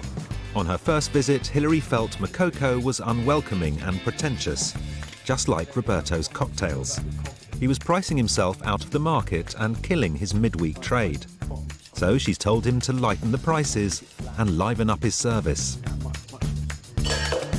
Later tonight, Jass is putting Hilary's suggestions into practice. But first, he needs to whip his staff into shape. Yeah, no, it's looking really good. It's looking really good. Just try those things out tonight and just do it all the time, you know, and get used to it and kind of make it like second nature. So whenever you pick up the bottle, you're immediately just doing something with it. You know, and I think if we do that throughout the week, it's something that we might get recognised for as well as our drinks. But as well as flaring, Hilary wants Jass to cut his prices. So he's done a specials menu with cocktails for £5. That's £1 cheaper than normal. I think now we've kind of had our eyes open a little bit as to what we can do and how we can do it. I think we just got lazy. I think we got really lazy, just accepting that this is the way it is, you know? Because Jass has only had a few days to train his staff in the skill of flaring, Hilary has arranged for Vicky from the Roadhouse to come and help behind the bar. Well, look, thanks for coming up today. No worries. We're just going to take you through, I think Roberto's going to quickly show you just what we're going to do tonight in terms of the cocktail list, and then, yeah, do your Take it thing. from there, Do your fabulous. thing. 2 weeks ago, Hilary visited Makoko for the first time and couldn't wait to leave. Tonight, she's hopeful that her protégé will have turned it around. He's like a sponge. He's soaked it up. All I've seen with Jazz is positiveness, and he really wants to make it work, and he will. But when Hilary arrives at 7:30, there's no sign of the packed bar she was hoping for. Have you been kind of marketing tonight? What have you been doing? I mean, OK, we had a short period of time, but we did have a poster out. We sent out a mail shot to our database and so you're Facebook expecting page. it to get busy later? Yeah, I think later we should have some people, yeah. Hilary is determined Jass will boost his take-home pay, so she's worked out some numbers to motivate him. If you did 100 drinks a week, so 100 mojitos at your special price, it would put £17,000 on your bottom line. Really? So just making 100 more drinks? Yeah, 100 more drinks. Hilary said if we sell 100 extra mojitos a week, right, we will add 17,000 to our bottom line, just like that, which I didn't kind of believe at first, but I've been through the sum, and, you know, that is amazing to think that that can happen. The bar is filling up. Now it's down to Jass and his team to push his £5 special cocktails and create the right atmosphere with his new flaring skills. Do you prefer to see that in a cocktail bar? Yeah, what do they call it? Flaring. Flaring. It's good, isn't it? I think people are looking for an incentive to come to a venue, so I think, you know, anything that you can do to attract them is great. I just think we said we should have every week for a night like this again. Yeah, definitely. Every week, it should be a weekly thing. And at 10 o'clock, Jass discovers he's on his way to bumper profits. Yeah, so far we've done about 50 of those cocktails at £5. If we continue this for about 6 or 7 months at this kind of rate, and it was successful, yeah, I start to feel significantly richer. If he takes my advice, he will double his profit overnight. Some really good stuff has come out of this for me, and more than anything, it's really just fired me up, you know. I really appreciate everything that you've kind of done for us in the last couple of weeks. I've got to say, it's been a pleasure. Thank you. I have every faith that you will succeed with this venture. Hilary has shown Jass that it was only his pretensions that were holding him back. Now she's a day left to see if she can help Derek save his business from going off the track for good.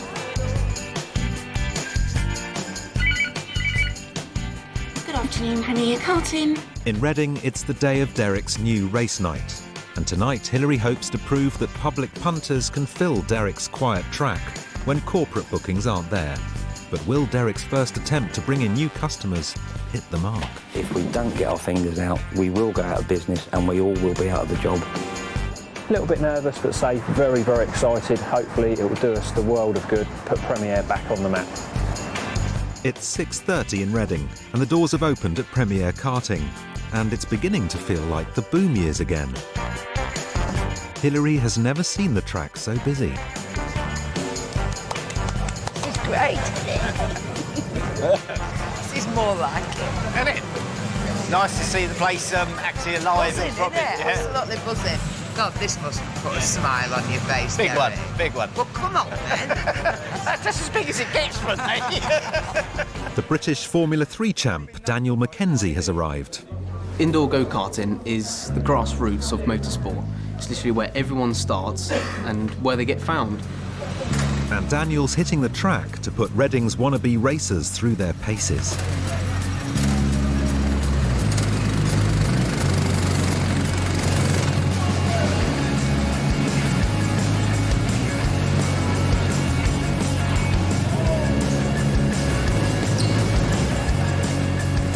It was my first time here and I'm definitely coming back. We're going to bring the family next time.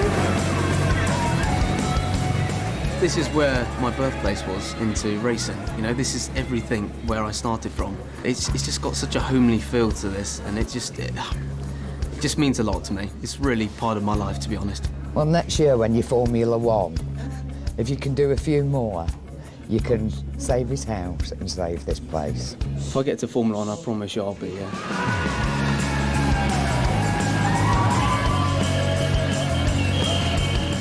It's a good night, brilliant, good atmosphere, everybody's enjoying themselves.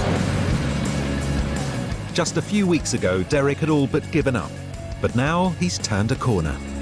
I've given them self-belief, and I believe, you know, their pride was in their eyes tonight. I can't thank you enough. My team can't thank you enough. I don't think there's words that I can actually use to say thank you, but I'm honest, and it's from the bottom of my heart, and I mean that sincerely. But it's been my pleasure, it really has. It's still struggling, you know, but it's a journey, and I believe the destination is closer than it was 2 weeks ago. Hilary Devey set up her own small business 14 years ago. When I started my business, I sold my house, I sold my car. In the first 3 years, I made my first million. Her determination paid off. Today, Hilary's empire turns over nearly £100 million. I put everything on the line, and therefore failure wasn't an option. But every year, 600,000 businesses cease trading in the UK. Passion doesn't necessarily create profit. Over the next few weeks, Hilary will be inspecting 2 small businesses with women at the top. You know, currently I would say you've actually lost money, not made money. From pole dancing to pampered pooches, when it comes to making the big decisions, the people in charge let their hearts rule their heads. Are you selling sex or are you selling fitness? No, but you can mix the two. Why can't you mix the two? Now the business inspector is planning to turn them into hard-nosed businesswomen. Take that envelope of crap that you've got. I want you to turn it into some sort of an accounting record.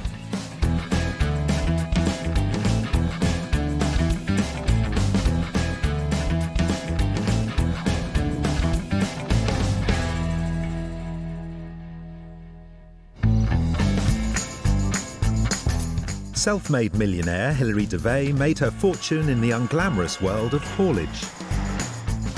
Now she wants to use her experience to help 2 other British businesswomen. I think one of the key problems with any small business is that they don't think laterally. And they think, I'm good at this, it's my hobby, it's my passion, so that's it. They're just blinkered. Right, girls, so you're here, across, grab it, hook on with the left leg. 4 years ago, aerobics instructor Lou Gardner launched her pole dancing exercise class. I started podium dancing in the nightclubs. Then I got qualified as an aerobics instructor and then did a bit of aerobics and then started teaching my pole fitness. Not only is it really good for like sculpting the body and toning it into shape, but it is really good for like confidence and for making you feel like a woman again. She has such faith in her brand of pole dancing that a month ago she decided to set up her own exercise studio. Take it over to the other side. But with overheads close to £600 a month to pay, Lou needs her pole dancing to pull in the punters. A lot of pole fitness, you know, it really is like based on the fitness. In my class, I do like to make it sexy. We wear like high heels and we do a lot of dancing as well. We keep doing routines to teach the ladies how to move, how to feel sexy, so that, you know, if they did decide they wanted to take it home, they had something to work with. Leg over, bring it out and arch at the same time. Teaching the classes really is my forte, but all the sort of bookwork and stuff like that is just over my head, really. She runs 6 classes a week at her studio, but she'd like to do more. Last year, she made a £300 loss. Oh, it's the grit. I can't tell you exactly how much I earn a week, but right now, there's just not enough people in the classes to fill it. Pull your hips away from the pole. Excellent. That's really good. That looks well nice. I absolutely love being my own boss. I think I've become a bit of a control freak as well with it, really. I really like having control and being in charge of what happens.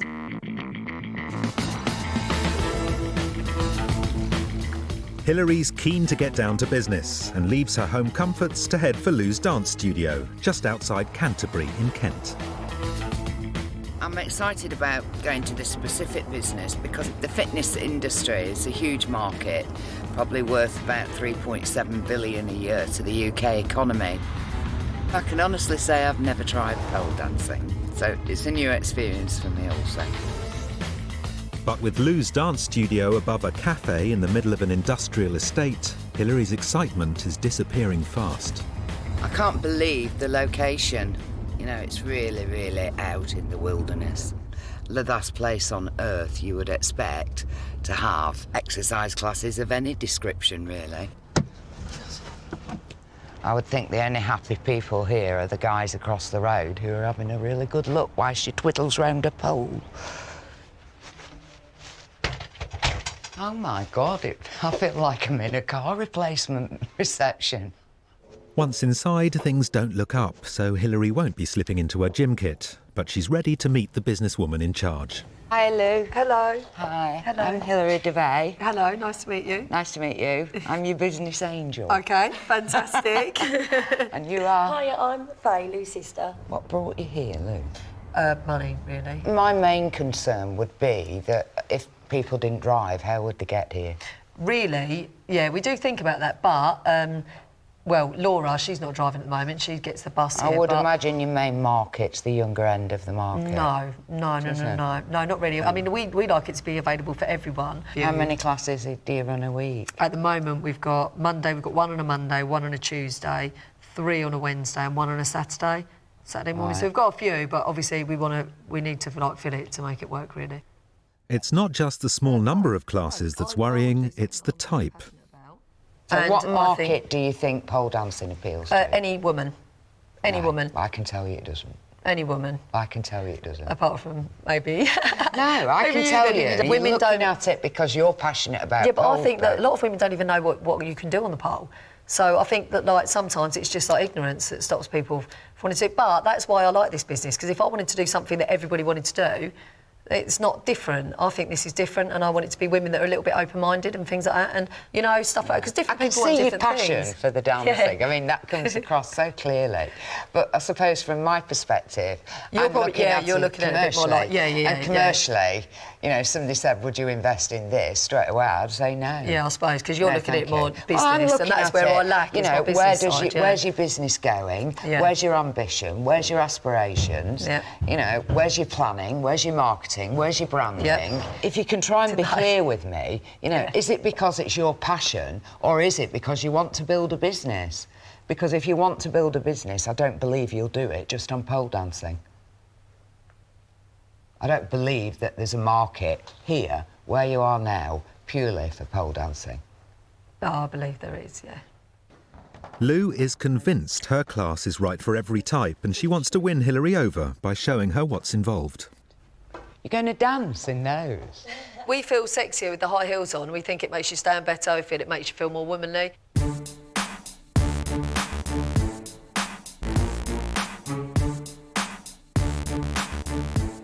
Oh my God. I'm very impressed. I think it's very artistic.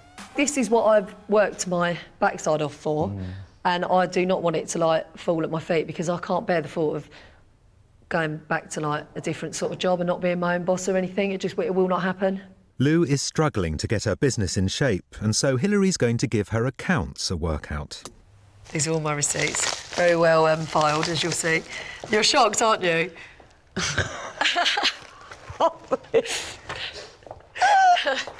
And this is kind of the extent of the business administration. Yeah. Oh, Lou, this is terrible. I know it is. All right, Lou. Bye. Bye. Bye. Maybe it's unfortunate for us that we've got a lady that looks like she would never even think about going near a pole. That it really is not her cup of tea. You know, maybe if it was a man, it would have been better. I've got to say, it's a lot worse than I could ever have imagined. I can see where the passion comes from. And I can imagine, actually, women getting into it, really, whereas I couldn't previously. I think what they've got to do is find a way of marketing that isn't so bang-on sex, so it doesn't frighten off the kind of female market, other than the kids that are their age, really. Next, Hilary tackles a doggy grooming business in need of a makeover. Come on, boy, I'm not leaving you for good. And it's time for Lou to face facts. Make a choice. Are you selling sex or are you selling fitness?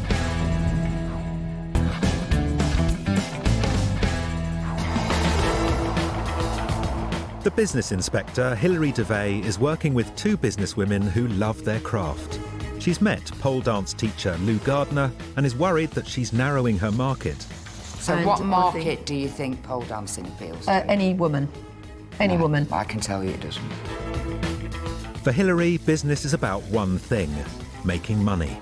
Now she's on her way to meet her next businesswoman.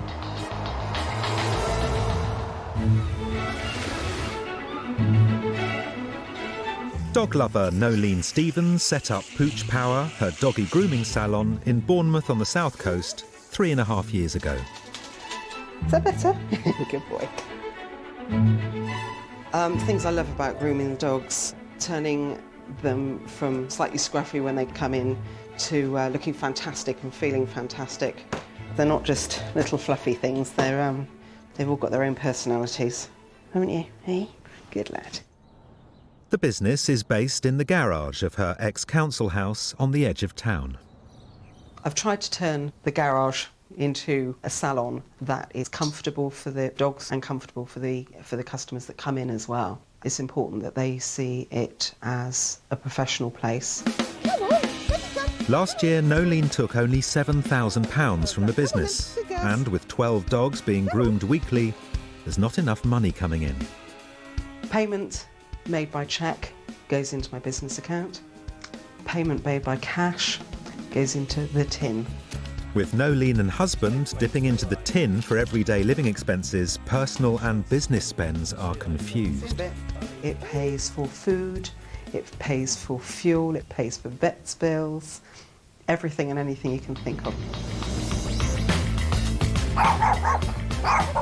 With 4 pooches of her own, self-made millionaire Hilary is the perfect inspector to get her teeth into the doggy business. And I love you to bits, don't I? You could be the next Caesar advert.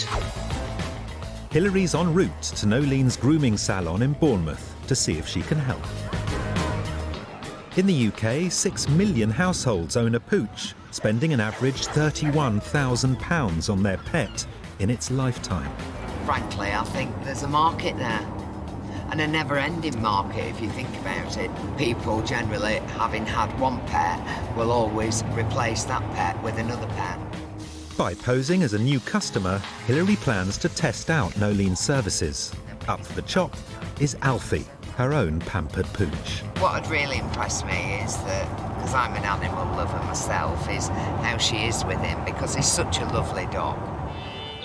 Hilary puts a call into Nolene, who has no idea who her new customer is. Good afternoon, Pooch Power Grooming. Can I help you? Got any availability today to wash and groom a Western Island Terrier? I could probably manage 3:30 for you. Lovely, look forward to it. Okay. Thank you. Thank you very much indeed. Thank you, bye-bye. You're going to be groomed, darling. Hilary's found Nolene's estate, and the garage salon is not what she was expecting. Come on, boy, I'm not leaving you for good. It's only an hour of your life, sweetheart. Come on, my little boy. Salubrious, isn't it? I'm not really sure which door to go through. Precious Alfie is usually groomed in Hilary's mansion. He may not thank her for the trip out. Please not loudly. Oh, my God. Meg.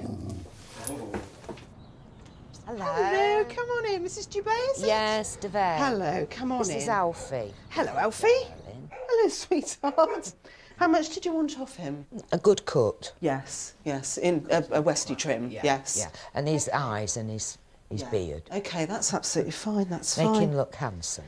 Could I ask you to let yourself out? Is that Yeah, OK? no problem. That's smashing. Thank Which you very way? much. Straight through there. Straight through. That's smashing. Thank you very much, and we'll see you later on. Let's see what kind of a job she makes. I mean, the location and the premises aren't great, but her manner was welcoming. She's obviously got away with animals because Alfie took to her straight away. Yeah, Bot. A bit crusty back there. Not quite as glamorous as people imagine. Whilst Alfie is busy getting a new hairdo, Hilary's researching the opposition. Pooch Power is facing tough competition. There are 20 dog groomers within 5 miles of Nolene's garage. Do you find it's helped you because you've virtually got a shop window anyway? Yes. Yeah, that does really help. Yes. Which you wouldn't get if you was doing from a garage. No. An hour and a half later, Hilary returns to collect Alfie. Hello. So clean. Oh yes, he's certainly sparkly. It's time for Hilary to reveal that she is the business inspector. Good boy, I'm not Well, going actually, I've got something to tell you. Uh-huh. I'm your business expert. I knew you were. Yeah. Thank you. I knew you were. I'm here to help. Fantastic. Thank you. So is this actually your dog? Yes, it is actually. Fantastic. Currently, Pooch Power is struggling to attract enough dog owners, but Hilary's keen to hear Nolene's vision for her business. What is the next stage for you? I want to grow it. Right. I'd be quite happy to carry on working from here. How are you going about growing your customer base currently? That's my biggest problem. Right, At the moment, okay. I'm relying on word of mouth. That's it. Well, I'm there's not a lot we can advertising do anyway. then. Oh, yes. That gives me Plenty plenty of of room. scope. How much do I owe you? That's £28, please. But before Hilary leaves, she catches sight of Nolene's cash tin. Okay, what do you use that for? The cheques go into it Yeah. before they go into the bank, and the cash goes into it, and it stays in it until it gets spent.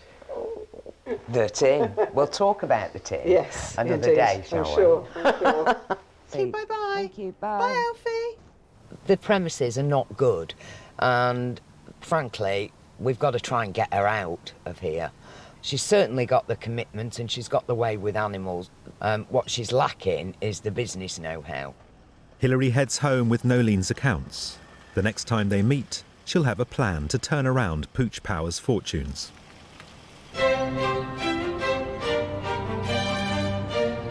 Hilary's glorious country home was once host to King Edward VII, but now it's home to the business inspector. It's really nice. That's lovely, isn't it? Yeah, lovely. Today, pole dance teachers Lou and Faye have been summoned to Hilary's mansion. She's already told them that pole dance classes are too niche, and she knows Lou has struggled to do her own accounts. But the evidence in front of her is worse than she'd thought. This irritates me and it annoys the hell out of me. She's found receipts that show the girls are far from organised. I'm running through now this bag of rubbish that Louise left with me yesterday. I mean, there's receipts here from December 2008. 2008.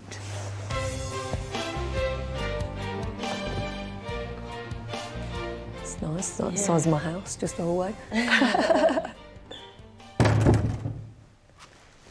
Hello. Hello.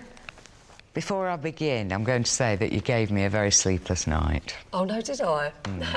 It was Don't the worry, you early gave me hours one as of well. Did I?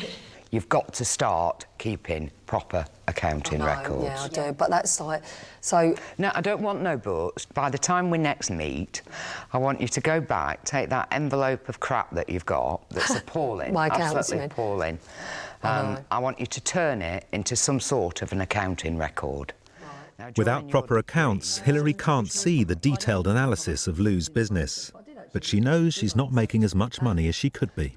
No, you're adamant that pole dancing in the way that you're offering those classes is the right way to go. Yes. And I hate to tell you this, and you're going to argue with me, I know you are. Probably. But I think you've got the wrong product in the wrong place at the wrong time. Right. I mean, I thought it was hysterical when you put them shoes on. I know, yesterday. everyone does. No, we're so used to it, I aren't did we? it first. Yeah, I we did were it like first. this. I mean, what are you doing? Are you selling Yeah. sex? In which case, you know, that's quite a lucrative industry, I would have thought. I think, in a way, we are selling, like, we're selling sexuality in a way. We're selling, like, women. But you're not. You're fitness professionals. Yeah. I mean, what I'd like to see you do is to go away and work out a routine where you incorporate your poles, but it's not the majority part of it, and you're coming up with something new. We like the poles to be like the pole dancing because a lot of people do teach pole fitness as the fitness class without the shoes, without it being danced and pieced together and things like that. But we like, that is what we like and that is what women come to us for because they like, you know, it's like, yeah, they are coming. It isn't a business But at the minute. that's but why. I think there you're is right, loads actually. of opportunities to turn it That's why I've into taken the studio. That's why, a huge thriving business. Yeah. But I don't think you're going to do it purely with pole dancing. I think you've got to bring in something Yeah, that do appear agree, to yeah, the I do. mass media. Yeah. You know, because I wouldn't go pole dancing. No, It's quite liberal though, because you can do it without shoes. You don't have to. Oh, yeah. If you look in our classes, I mean, a lot of people do have shoes, But not- then a lot that's of what I'm guys do saying that. to you. So make a choice. Are you selling sex or are you selling fitness? No, but you can mix the two. Why can't you mix the two? That's like really like that is really narrow-minded to think that you can only do one or the other. Like, I really, really, really do think that is actually like I know that you're saying that you're not narrow-minded, but you actually did sound really narrow-minded then. Like, are you selling fitness or are you selling sex? You can sell them both together.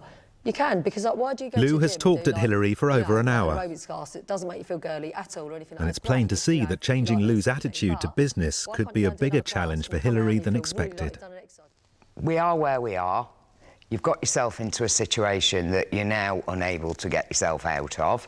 So we've got to try and make it work. Yeah. Thanks a lot. Thanks a lot. Bye, girl. Bye. From a personal perspective, if they don't now do what I've asked, personally, I think we should walk away and leave them to it. I think that Hilary may have some ideas about changing my business from what it is really, but she's not going to change it. We might add some stuff to it, but there are certain things that are definitely going to stay the same. I think she's made the wrong move in moving to that studios, but let's see if we can make it work for her. Expert doggy groomer Nolene is next in line for an appointment with the business inspector. And we drive past stone lions. Wow.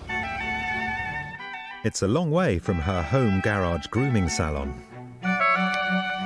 Nolene thinks her business has taken £7,000 in the past year, but all is not what it seems. Oh, fine, thank you. Lovely to see you again. You too. I've got your accounts, Nolene. Currently, I would say you've actually lost money, not made money. If we accounted a salary for yourself, the fact that you're using your own premises to conduct the business that you're doing, then really you've lost a substantial amount of money. And frankly, I would say without your husband's income going into it, you wouldn't have been able to continue doing it. No, absolutely. You are running your business out of your own personal current account. It is possible. Yeah, you've got to stop. You know that tin you've got? Yes. What I'd like you to do is go home and just stick that on top of it. And every time you're tempted to go out to buy pizzas or to take money out of it, just look at that. I look like a schoolmistress, don't I? So just look at that and think, no. The only time I want you to open that tin is when there's money going in it, and when there's money coming out to go straight into Pooch Power's bank account. Absolutely. You promise me that? I promise you. I promise you, Do yes. not lose my photograph. I won't. I shall stick that on as soon as I get home.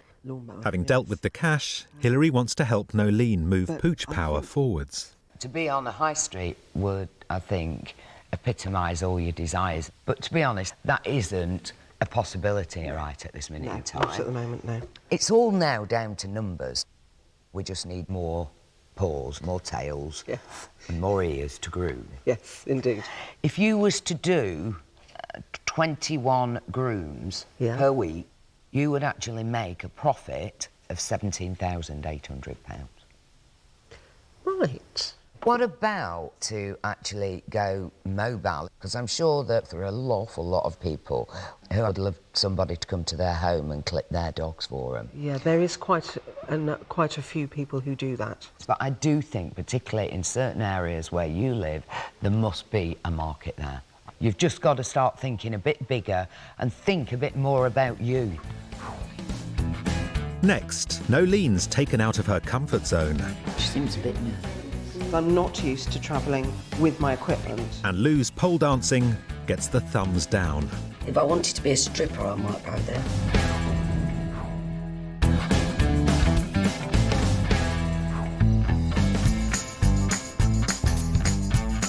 Self-made millionaire and business inspector Hilary Devey is halfway through her time trying to fix the fortunes of a doggy groomer who needs more paws through the doors. And a pole dancing studio in need of a shake-up. Take that envelope of crap that you've got. I want you to turn it into some sort of an accounting record. Hilary's back on the road, heading to the outskirts of Canterbury, determined to transform Lou's pole dancing business. At the studio, the girls have taken Hilary's first piece of advice on board.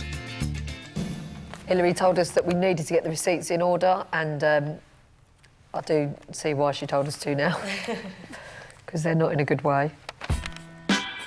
Hilary's first port of call isn't Lou's studio. Unconvinced by Lou's claim that her pole dancing classes will appeal to any woman, she's doing some research in a company of care workers around the corner. I've got a DVD of the actual class, and what I want to do is ask these ladies in here, would you take up this as a form of exercise?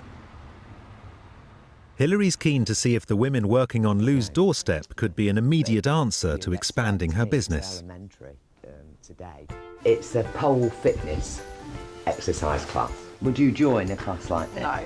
No. The pole's probably too small for me. I probably need some kind of scaffolding around it. What's your initial thoughts when you look at it? If I wanted to be a stripper, I might go there. I can't see where they got any fitness going on there. I couldn't even walk in them shoes, let alone do that in them. And obviously this is for young women as well. Yeah. What do you think? What do you think of it? Daughters would do. Your daughter, and how old are your daughters? All in their 20s. Would you take up this? I think my husband would like me to. Now Hilary is off to see Lou to let her know what she's discovered from those potential customers on the estate. What I've done this morning, I've actually been to a business along here and showed them a DVD of what you do. And I would say I spoke to half a dozen women. One of them said it's something my kids would do, they'd love it. But certainly the ones my age group said absolutely not. What came out from them loud and clear was that if they was going to go to fitness classes, they'd be looking for some diversification from just pole dancing. We do agree with that. Yeah, that's what we've got here. So have you changed your mind then on keeping it to strictly pole dancing? We have decided to bring more some non-impact aerobics and some things like that. So we do want to get more variety in here, so it's more fitness based. Hilary heads home, leaving Lou to think things over. But Lou is finding it tough to have an outsider dictate such radical changes. The thing that I'm finding difficult really is that it's veering my business away from what it is all about, the way that it grew with the pole fitness and stuff. I feel as if it's like pushing my business, into like other things really, which is all right, but it is good because it is really about making it into a business and not a hobby. But it is what I absolutely loved was the pole fitness, and that was the passion. But now it's about looking past that and trying to bring people in and give people what they want. With Lou starting to come around, Hilary pushes on. She's called in a favour from Steve Halsell, one of Britain's top fitness professionals and coach to the stars, to expand the girls' horizons. Just an extra 14 classes a week could increase Lou's turnover to £40,000 a year. Hi, Steve. Hi, I'm Hilary. Hilary's invited Lou and sister Faye to meet Steve in London to see for themselves how they could broaden their appeal. I just think that you're quite limited because of what's associated with it. It's quite sexual, and you've got to have quite a lot of confidence to step through the door, I think. It's a big step for any woman, I think, to even think about being sexy up a pole. It's very liberating, it is, that's the idea of our classes. Really. I can imagine what an amazing job you'll do, because obviously you're very passionate. I can see the passion you've got is amazing. Hilary wants the girls to leave with a new class to teach back at their studio, but Steve is finding it tough to get heard. So at the moment, you've only got one, for me, I'm looking in, you've only got one talking point to your session, which is it's fun and it's sexy. No, you've got dancing, you've got tricks, you've got filler moves. You can split that session up. So your filler moves are your little dancey bits. Your tricks are just your upside down stuff on the pole. Right. With Lou in safe hands, Hilary takes her leave. Thank you. Bye. Hopefully she'll now understand that she has got to diversify, that she has got to cater not just for her hobby, but for a mass market to make some money. Steve asks Lou to show him the muscle groups she uses in pole dancing. Clearly there's a lot of core strength required for this. Blimey. Okay. She's got pole dancing down to a fine art, and Steve can spot an opportunity.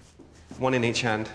You could use the pole, you could do the very basic movements of the pole, but still then almost have a fusion with using one of these, for example, using body weight, so you're doing back to the pole, exercise back to the pole. Ultimately, you're getting people stronger, fitter, more able to do a pole class more effectively. Yeah. The beauty of the bands is that you can gauge their own resistance, so an old person could be closest to the pole, and someone who's fitter could be further away. 2 hands on there, you come across, excellent. Okay. Pull it through the stomach. That's going to do your internal oblique. It's less about what you like and more about what works. Elbows tight and push. How hard? That's it. Keep your chin up. I'm feeling it. Yeah? Yeah. My point is, with a pole circuit class, you can still have elements of the pole in that class. Steve's come up with a combination that Lou likes. I think that Steve really understood, because he sort of really was trying to keep it, you know, into the pole and everything. I wasn't trying to make us veer away from what we're not. He was sort of trying to add to it.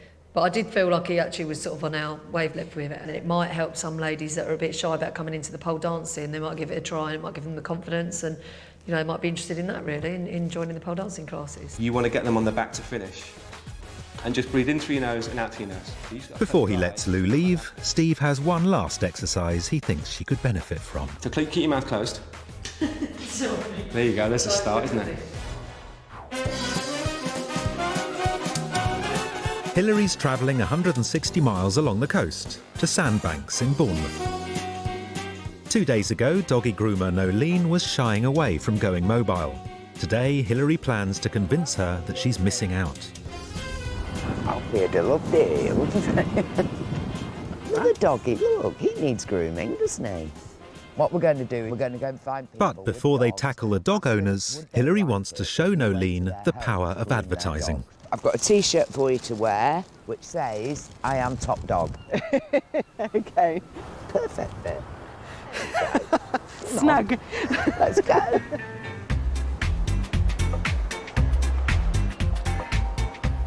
It's like Annika Rice, only I haven't got the arse for it. Sorry to interrupt you. It's all right. Hi. Hi. Do you ever have your dog professionally groomed? Yes, 5-6 times a year. Oh, pretty often. Yeah. Do you take her to a salon, or does somebody come to you? No, we take her to a salon. Yeah, okay. Can I ask you why you prefer that situation? To what? To having somebody come to you. Because we never really thought about anyone coming to us. It would be easier. Would you consider having your dog professionally groomed? If she offered a service where she went to people's homes and groomed the dogs in the home, would there be an interest in that happening? I would think there would be. Yeah. I'm just going to look at this. cross You to the look other what side. You do Just to want to him. He's pretty, isn't he? Yes. Oh, baby. What would you think of as the best situation? I think if someone was prepared to come to my house, then that would be a big bonus, really. Definitely. Despite the feedback from the dog owners, Nolene is not convinced Hilary's idea of going mobile is right for her. The feeling that I've got from a lot of customers is that they don't want the mess. They don't want hair in their own home. No, but most people have a garage. Most people have a shed in the garden. Yes. I'm not saying this is the only direction. But it's an option. It's one direction that you should be travelling Yes. in. You know, it doesn't have to be focused on No, this. but to offer it as a service. We want more paws, we want more dogs. Yes. And that's one way of achieving it. Yes, yeah, absolutely. With Nolene blowing hot and cold over the mobile idea, Hilary decides to get her to give it a try at a swanky residence near the beach. Local Michelle is exactly the type of dog lover Hilary thinks Nolene should be grooming for. They're my babies, they're thoroughly spoilt. Obviously, I like them to look their best at all times. I most probably sacrifice myself for them. If Nolene does a good job with Michelle's pooch, it could open up a flood of new business from the demanding Sandbank set. I would go absolutely mad if she made a mess of them. I'm Hilary. Hello. This is Nolene. Hello. Hi, nice to meet you. With the formalities out of the way, Nolene needs to get to work. She's not used to grooming for clients away from her garage, and she's nervous. Though I'm hoping I've got everything I need, but because I'm not used to travelling with my equipment, I am concerned that maybe I'll come across items that I wish I brought with me and I haven't. She seems a bit nervous. So I'm going to brush her out, tidy up her feet, tidy up her hocks, clean her ears.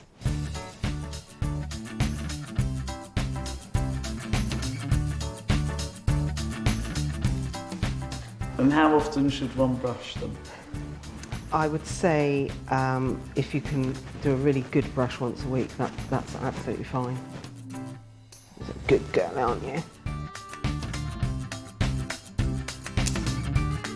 With the snipping and clipping over, Hilary gets the verdict from owner Michelle. How have you found her? Are you happy? Oh, yeah, she looks amazing. And she seemed really comfortable with Nolene, didn't she? Yes, and Nolene's done a fantastic job. Are you pleased? Yes. So would you have Nolene back to do them? Definitely. There you go. Excellent, thank you. And I look forward to telling all my friends. Fantastic, better still. I think she was so stressed in there when we give her the dog to clip. But God, didn't she perform? I really think that we have put her on the right track. The experience has been an eye-opener for Nolene, and it's made her rethink mobile grooming. At this point, I don't think it's what I want to do as the only thing I do, but I think it's something I need to offer as an add-on, if you like, as an alternative. She looks like she's walked out of the beauty parlour and ready to go into the Olympics. No, not the Olympics. What's the word? Which was the one? Well, some kind of theatrical film production, I'd suggest. Yes. Marlene and Me or something like that, isn't it? Definitely. Next, Lou introduces the over-50s to the pole, I'm just panicking, I can feel the panic now. No, don't worry. and Pooch Power gets ready for a relaunch. Any more people with dogs? The business inspector is coming to the end of her time with two businesswomen whose passion has clouded their judgment. Where does this mat go? On the outskirts of Canterbury, the pole dancing girls are giving their studio a facelift. Hilary's never liked the location, but the site's getting better by the minute. Right, we've got to make sure. Do you want a spirit level at all? I might have one upstairs. It's Hilary's final day with Lou. Getting her to change her classes hasn't been easy, so she's on her way to check that Lou's putting words into action. I took on Lou in the first place. It's been a difficult process, but one doesn't shy away from a challenge, and by God, is Lou challenging. What I'm expecting is a different routine rather than sexy dancing round a pole. Lou's launching a class inspired by her time with fitness guru Steve Halsell. She's invited women of all ages to test both the new and the original pole dancing classes. Have you done pole dancing previously? No, never. Well, I did a bit in a nightclub one night when I had a few too many drinks. That's about it. So what's brought you here today? Pole dancing. I just wanted to see what it's all about. What it's all about? Yeah. That's really and good. if someone of my age can do it. The older women will decide for themselves which is the most appealing. First up is pole dancing. It's not long before some of the more mature ladies start struggling. Well, I don't know, but I can't. I just can't do it. I'm just panicking. I can feel the panic now. No, don't worry. Right, so now we're going to... While others are in their element. I feel quite liberated and quite sort of sexy when I do it. I don't feel 50 and frumpy and old. You can't get away from the fact that I did feel a bit of a nana and did feel old. Now it's time for Lou to introduce the new class. This is just a class that we put together, which is using the poles and using sort of some other equipment that we've got to work out the whole body, basically. This is definitely me. See, that's better than sliding down the damn thing, isn't it? Hilary's keen to get the ladies' verdict on their entree into the world of pole circuits. The kind of floor exercises. Oh, that's me to a T. That's Beth. Yes, I can do that. I wouldn't come to a pole dancing class just to do that. Right. I'd want to do the pole and that. Right. With so many ladies giving the pole a go, Lou challenges her most reluctant student yet. I can make anyone a pole dancer. Anybody, even if they don't think they can be. I can. So definitely, yeah. So should I give up my day job? I think she should definitely give up the day job and come to the studio instead. With more classes per week, Lou could soon be in a position to pay herself a proper salary. Well, I think today's gone really well. Yeah, I'm really proud of you. Yeah, it's been really good. For once, you're not being all defensive, and you've taken on board what's been said, and it's going to work because you heard them. Yeah. You know, you're appealing to a broader market, and that's what it's about. It just proved all along what I said to her was right. The women were saying, oh, thank God, this is our comfort zone. We're going to get a timetable printed up, get it out there for everybody to see. We're going to do a week where everybody that already comes here and has friends can come and do all the classes for free to see how they go. We've got loads of things in mind, it's just sort of actioning them all. Fresh from her success with Lou, the business inspector is back in Bournemouth for her last visit to Pooch Power. Hopefully the doorbell's now working. Are your doorbells working? Yes, indeed. How are you? First up, Hilary wants to check if she's stopped doggy groomer Nolene dipping into the cash tin. Oh my God, my picture's on it! If that doesn't put you off, nothing will. There we go. What's it like looking at me every day? It's enough to make me think twice. Actually, no, it's putting money into, not taking money out. Nolene's agreed to give mobile grooming a try, so Hilary's booked a beachside spot and is hoping to drum up some business. Any more people with dogs? Hilary's persuaded an already nervous Nolene to prepare a speech for the launch. Hi, I'm Nolene, bit bouncy. I'm here today to sell you my wares. I've loved grooming dogs and I'm about to go mobile and I'm looking for lots of doggies that need washing, bathing and cutting. Oh, right. Okay? Yes. Go for it. I'd like to say welcome to you all. Thank you for coming. I'd like you to share with me this fantastic opportunity I've been given to relaunch Pooch Power Grooming. I'm also going to be offering the service of actually grooming your dogs within your homes. Some people just don't have the time to take their dogs to a groomer. Some people just don't like the idea of taking their dogs somewhere and leaving them there, so they'd be happier for me to come into their home and do that. So thank you all very, very much for waiting around in the cold, and thank you for listening to me. Perfect. The unveiling of the new business.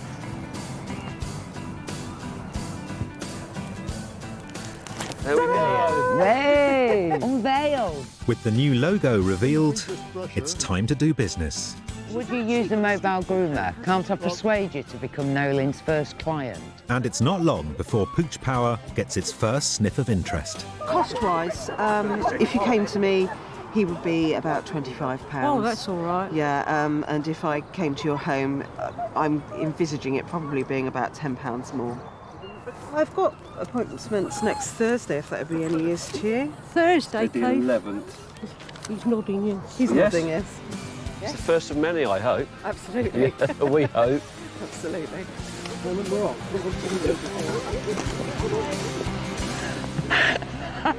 Now that's the way to walk your dog. I think it was a good day, all in all. Yes. Good launch. Word will soon get round. You're on your way. You've got a brand. Yes. And I think you both deserve all the success in the world. Thank you very much. Thank you so much for all your help, your advice, your support, more than anything else. You know, giving me the belief in myself, if you like. I can tell that, and that's pleased me as well. Thank you so well much. Done, well done, well done. Thank and I'll you. see you. Thank you, Andrew. You're a wonderful man. She's actually given me the incentive and the desire to actually go forward and improve the business. All in all, a very, very, very worthwhile experience. I'm really, really thrilled to bits with Nolene because I think she just lost her way a little bit. But we've given her a direction to follow. She's going to now make money. And at the end of the day, business is about, bottom line, making money.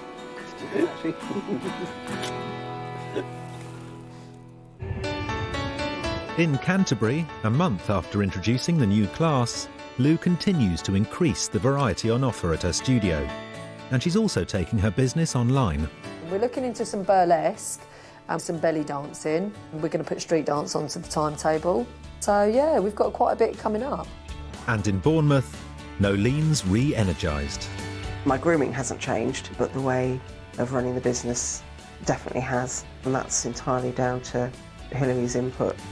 She's now running her mobile service and she's got plans to soup up the garage salon. So you're looking to convert this to like an entrance door and a window? Yeah. You can see how much more light it would bring in. Are we going to go for it then? Money's in the bank, check waiting. Pooch power now can go as far as I want to take it. The world's my oyster. Hilary Devey set up her own small business 14 years ago. When I started my business, I sold my house, I sold my car. In the first 3 years, I made my first million. Her determination paid off. Today, Hilary's empire turns over nearly £100 million. I put everything on the line and therefore failure wasn't an option. But every year, 600,000 businesses cease trading in the UK. Passion doesn't necessarily create profit. Over the next few weeks, Hilary will be working with businesses that are very close to her heart. If you can get that one of your bit of rolling stop rolling on the road, why should you care? She has to get to grips with 2 family-run firms. And you're going to fall in love all over again. I hope so. For Christ's sake, get up off your arses. Your dad started this business. Your passion should be taking it forward. How do we do that? And it will prove to be an uphill struggle for the business inspector. It is probably the last chance.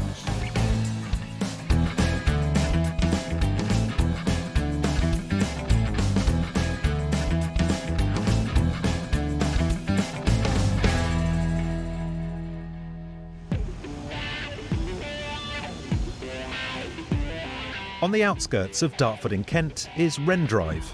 64-year-old Harry Clapp set up his family haulage business 32 years ago, though its origins go way back. My grandfather had awesome carts in 1930s, I believe. Trucks are in my blood, basically. At its height, Harry's business contained a fleet of 28 trucks. Keen to keep it in the family, he put both of his sons on the payroll in the hope that they would step into his shoes. I didn't want to go into the family business, actually. When I first left school, I wanted to be a mechanic. My dad said to me that I could have a job driving a transit van for him, and still here to this day, 28 years later. Barry, my younger son, he runs the workshops. My dad asked if I wanted to come and just do a bit of temporary work. I've been here 20 years. We also have my granddaughter working for Wren Drive as well now, so she'll be a 5th generation, hopefully. I did not think ever that I would ever go and work in Wren Drive growing up. It just didn't occur to me. 3 years ago, the family were in clover. Harry Clapp was the haulier of choice for the booming building trade. But the recession has ended that. And at times, his beloved trucks stand still. We just about survived 2009, albeit with a loss of, it's going to be, we think, round about £100,000. This company is everything to my nan and granddad. If it was to go bust or anything to happen to it, it would just be devastating because the whole family relies on Wren Drive. I'm 65 next November. I should be able to leave it in the boys' hands. The business inspector made her fortune in haulage. As the boss of an international company, she knows everything there is to know about Harry Clapp's trade, and she's keen to find out how he does business. So, posing as a customer, Hilary's about to make an appointment to check out the yard. I'm afraid Harry's actually gone for the day. Yeah, is it a message or... No, Rose, and your name was? Hilary. OK then, Hilary. Thank you very much. Bye-bye. She's got our details from the website, so she's going to pop in tomorrow, tell us what she needs doing so we can give her a quote. It's the next day, and Hilary's leaving Rangemore Hall and heading for the Wren Drive depot in Kent. I phoned them to get an appointment yesterday, and whether they've actually checked me out by the time I get there, I don't know. If they haven't, then I think that's probably representative of why their business is in trouble anyway. In fact, Harry and his sons have no idea who Hilary is, and although she's got an appointment, Harry seems surprised by her arrival. We got a visitor here. You're Harry? I'm Harry, I'm the governor here, yeah. All right, well, I'm Hilary. OK, Hilary. I've only just found out Yeah. that you was coming today. Brian didn't tell me. Oh, yeah, that's my business. Palex. You heard of Palex? I have, yeah. You're a pallet network. We are. Yeah. I notice you've got trucks stood. Yeah, but we only employ 10 drivers at the moment. There is room for improvement.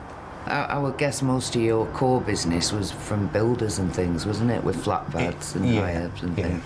So it must have hit you pretty badly, would it? It did hit us bad, yeah. Have you got any company literature I can take? Yeah, I'll get you some. I'll get you some. I'll have to go up. So do you want to wait here? Yeah, of course I will. I won't be long.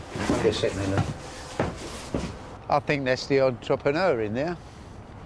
In fact, I'm sure of it, because it's too much of a coincidence to be otherwise. I'll ask her when we get back round there.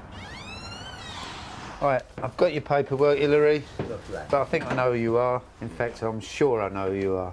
You're the entrepreneur that I was expecting tomorrow. I'm sure of that, Hilary. It's too much of a coincidence. Well, you've rumbled me. But I think I can help you because we know each other's business, don't we? I'm sure. And with 14 years in the haulage trade, one short visit has been enough to reveal an underlying problem. I see a lot of disappointment in his eyes. He doesn't seem to be empathetic with any sales or marketing drive whatsoever. I asked him for a brochure and he gave me a typewritten sheet with his vehicle fleet on it.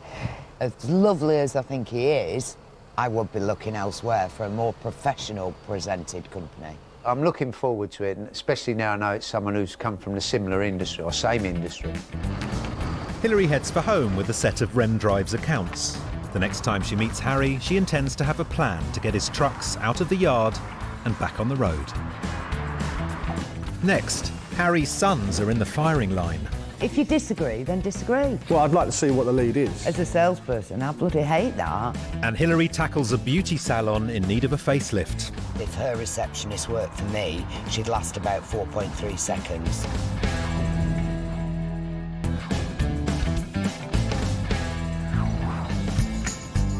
Business Inspector Hilary Devey is the driving force behind a multi-million-pound haulage company. Over the next few weeks, she's taking on a new challenge to turn around the fortunes of two family-run businesses. There's a lot of small businesses that are run and financed by the family. They seem to never impose the normal corporate professionalism that is imposed within large corporations. The second business for examination is Yorkshire beauty salon Armana. 3 years ago, beauty therapist Sarah Hyder set up her spa on the outskirts of Dewsbury town centre. It's something I originally set up because I was passionate about it. I loved it. In the first sort of year, how I talk to clients, I love being here, love meeting people. It was stressful, but in a different kind of way. Yes, my daughter bought me this. A gift voucher. The salon has 5 treatment rooms and 5 staff. I haven't gone with a one-room salon as most people do. They open up on their own and they grow the business slowly. And it was scary. It took £130,000 of husband Zed's own money to get the business off the ground. I did all the work and basically financed everything within the business to get it set up. Last year, the salon made a small profit of £8,000, but Zed is still waiting to see a return on his investment. We need to do a lot better week on week.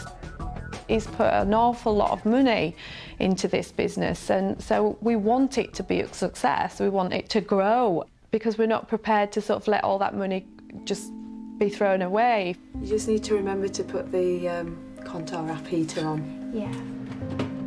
Faced with the problem of how to make more money, Sarah is stumped and she feels she's out of her depth. I am guilty of neglecting the business. There has been times in the past, that I have thought about selling them. Whatever the rescue plan of this business has got to be, it's got to be fairly quick. I'm not prepared to keep financing this business. There has to be a cut-off point. We've been through so much in 3 years. that that is the case, you know, not wanting to give up. Fortunately for Sarah, the business inspector knows more than most about the business of beauty. I've had two passions in life. One are trucks and the other is beauty. Poles apart, I know, but beauty's my escapism and trucks is my profession and passion. Hilary wants to experience Armana Spa as a customer, and she's been trying to book in for her favourite treatment. I did call you twice yesterday to see if you could fit me in for a facial today. You're fully booked. There's no way whatsoever that you could fit me in even for an express facial. Not even if I offered to pay double, you can't fit me in. Treble. No. Okay. No worries. Cheers. Bye-bye. That irritates me. If her receptionist worked for me, she'd last about 4.3 seconds. The salon isn't taking bookings beyond 3 p.m, and with no offer of an alternative appointment, Hilary's frustrated, so she decides to blow her cover. Hello, is that Zara? Speaking. Yeah, Zara, it's Hilary. Hi, Zara. I've had dreadful problems getting a booking, but we desperately want to go there today, and I'm desperately looking forward to helping you. I mean, you wouldn't have gone in today because the girls are completely booked up, one after the other. Yeah. But we have got some therapists that are staying behind. Lovely. So we can work over and certainly do you a facial. Ah, great. That's lovely, Zara. That's great. After a frustrating morning, Hilary finally heads for the salon. How on earth do they get any business here? And it's not a place you'd expect to find a spa. They'd have to do some damn good marketing to entice me to come out here. Hi. You Zara? Zara, Hi, Hilary. Hi. Good to meet you. Same to you. Would you like to have a look round, or do you want to? I know. I'd love discuss your to have treatment? a look round. Okay. Before she gets the full tour, Hilary wants to get to the bottom of her booking troubles. Can I tell you about when I tried to book an appointment? I mean, she was quite objectional. I said to her, what would you do if, you know, if a client rings up and they can't get an appointment? She says, well, I would just say, I would tell them that we're booked up, and Yeah. we haven't had any cancellations But today. you would have thought they'd have called me back anyway to just say we haven't got any cancellations, but how about next week? Right, okay. Well, this is where we've got issues, I guess, you know, and these are areas that we need to look at. Because, you know, I was quite persistent and I even offered to pay double. Oh, did you? Or treble. And she said, not even if you pay treble. No way! Right.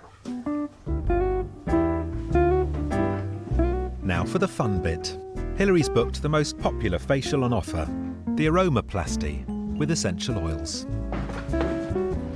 Well, it must be good, because I fell asleep. The treatment gets top marks. Now Hilary wants to find out why Sarah thinks she needs help. We normally have random bookings and lots of spaces. You know, I'd love to just be able to know that I'm looking at next week, wow, we're nearly booked up, and then the week after we can plan for. Hilary's first visit has only scratched the surface. Tomorrow, she gets her hands on the accounts. Yeah, bye, sir.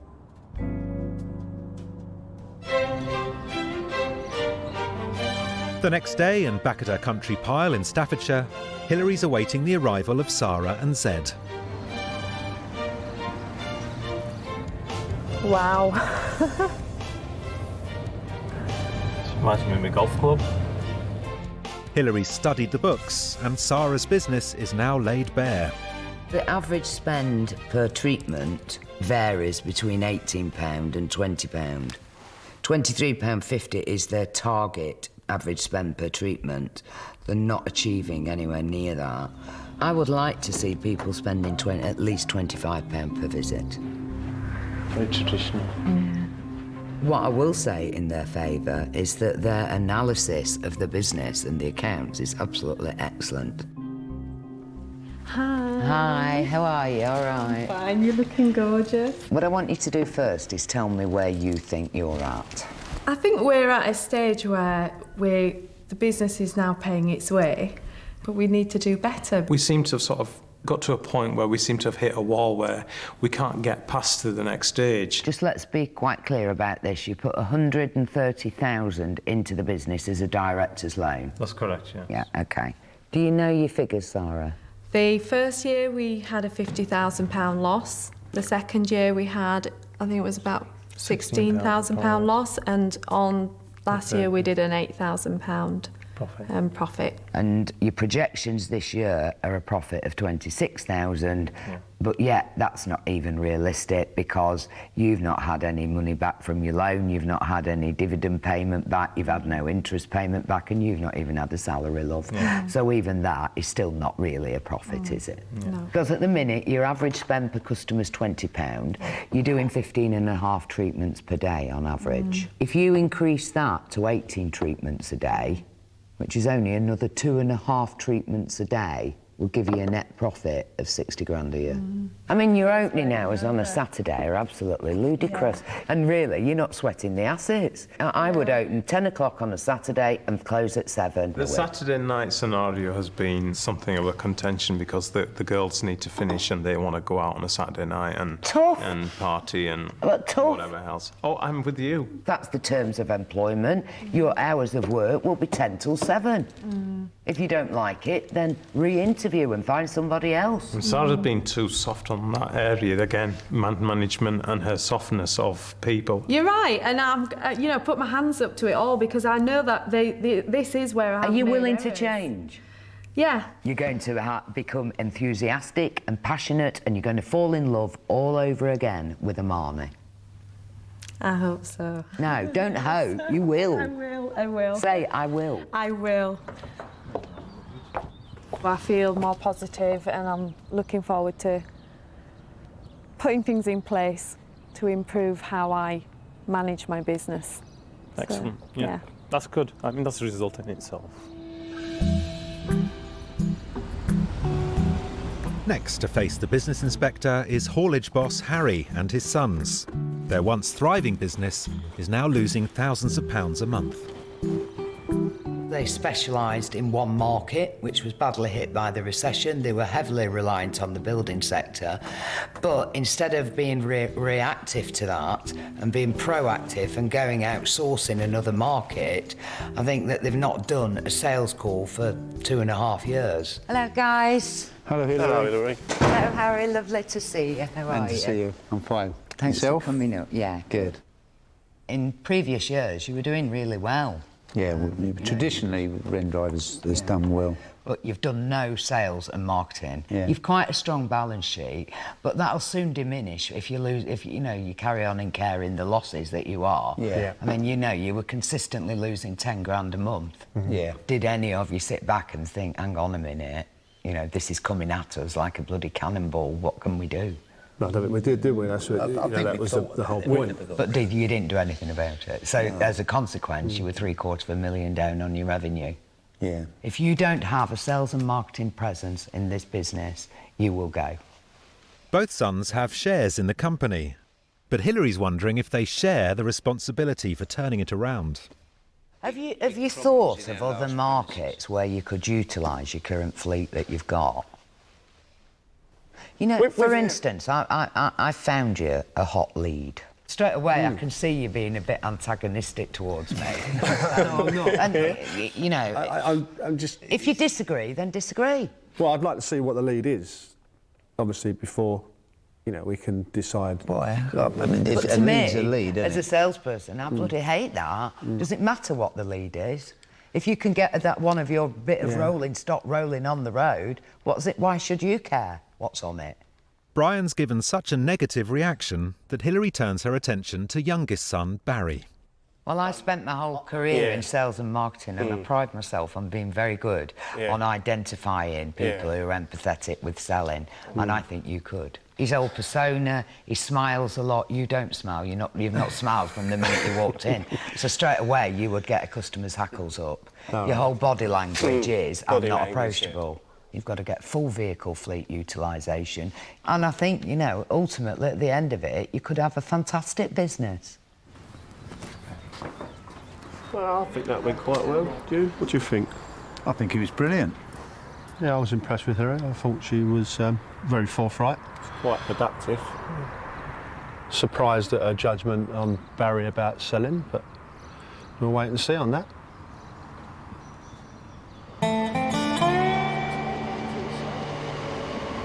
A few days later and back at Wren Drive, Hilary's advice has sunk in. For one person at least. We can't just carry on as we are. We do need to get more work in. This month we haven't had any jobs at all. Today, Hilary's given Wren Drive a chance to win a brand new contract. And it's Harry, rather than his sons, that is seizing the opportunity. Morning. Morning, Harry. I'm Harry from Wren Drive. Nice to meet Jonathan, you. I Yes, take I am it. Jonathan. Morning, Yeah, mate. yeah. The UK's sole importer of luxury hot tubs is based just 32 miles from Harry's yard, and they need transport they can trust. This is about our average size unit. Generally speaking, something like this, if we arrive at a customer's house and we have to put it over a fence or over a conservatory, obviously the different reaches are important to us. As long as we know what we're up against first, we'll always tell you whether we can do it or not, and I'm sure we can do it.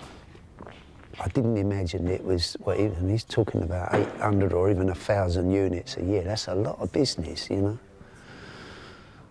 know.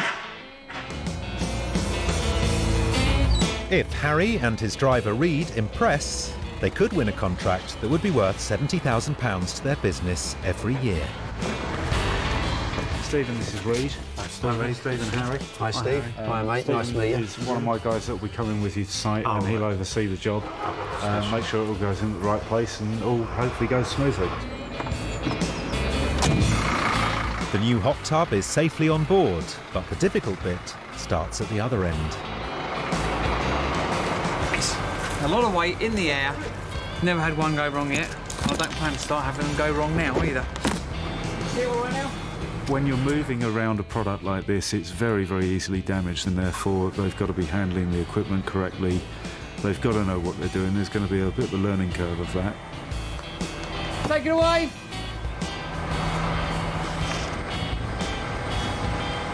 There we go. Thank you very much. Really good job, and I'll report back to Jonathan and let him know. Thanks. Hope to see you again. Yeah, definitely. Okay, good luck. See you. Bye-bye.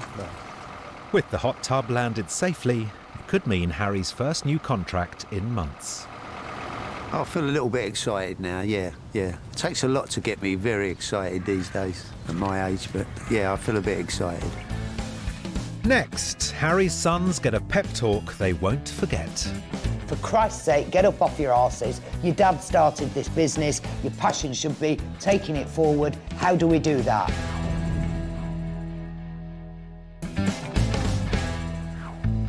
The business inspector, Hilary Devey, is midway through her time helping two family businesses. And at our Marna Spa in Dewsbury, customers simply aren't spending enough money, nor are they booking repeat appointments. Hilary has already spotted one reason why.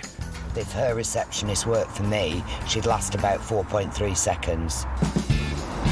After Hilary's damning assessment of the customer service, Sarah has made a decision. Today, she's interviewing for a new receptionist. I get very nervous before I do interviews. I'm probably worse than the people that are coming. I just find it a really horrendous thing to do. Hi, Zara. As CEO of her own company, Hilary's employed hundreds of people. She wants to help put Sarah in the driving seat. We're going to do some interviewing. Yeah, we've got some interviews. Well, I'll only interject if you want me to. No, I want some tips. Right, OK, well then let me do it. Let's go through what... You're a Yorkshire girl. I ask bloody straight questions. Yeah. Don't worry, just say... And you can always temper that by saying, don't be offended, but I'm sorry, I really feel I've got to ask you this. Yeah. The candidate, Michelle Blackburn, has arrived. Hilary believes the job on offer is critical to boosting business. She's obviously got people skills because she's done deputy management at bars and things like that, which she'll be empathetic with sales as well. Come in. Hi, Michelle. Take a seat.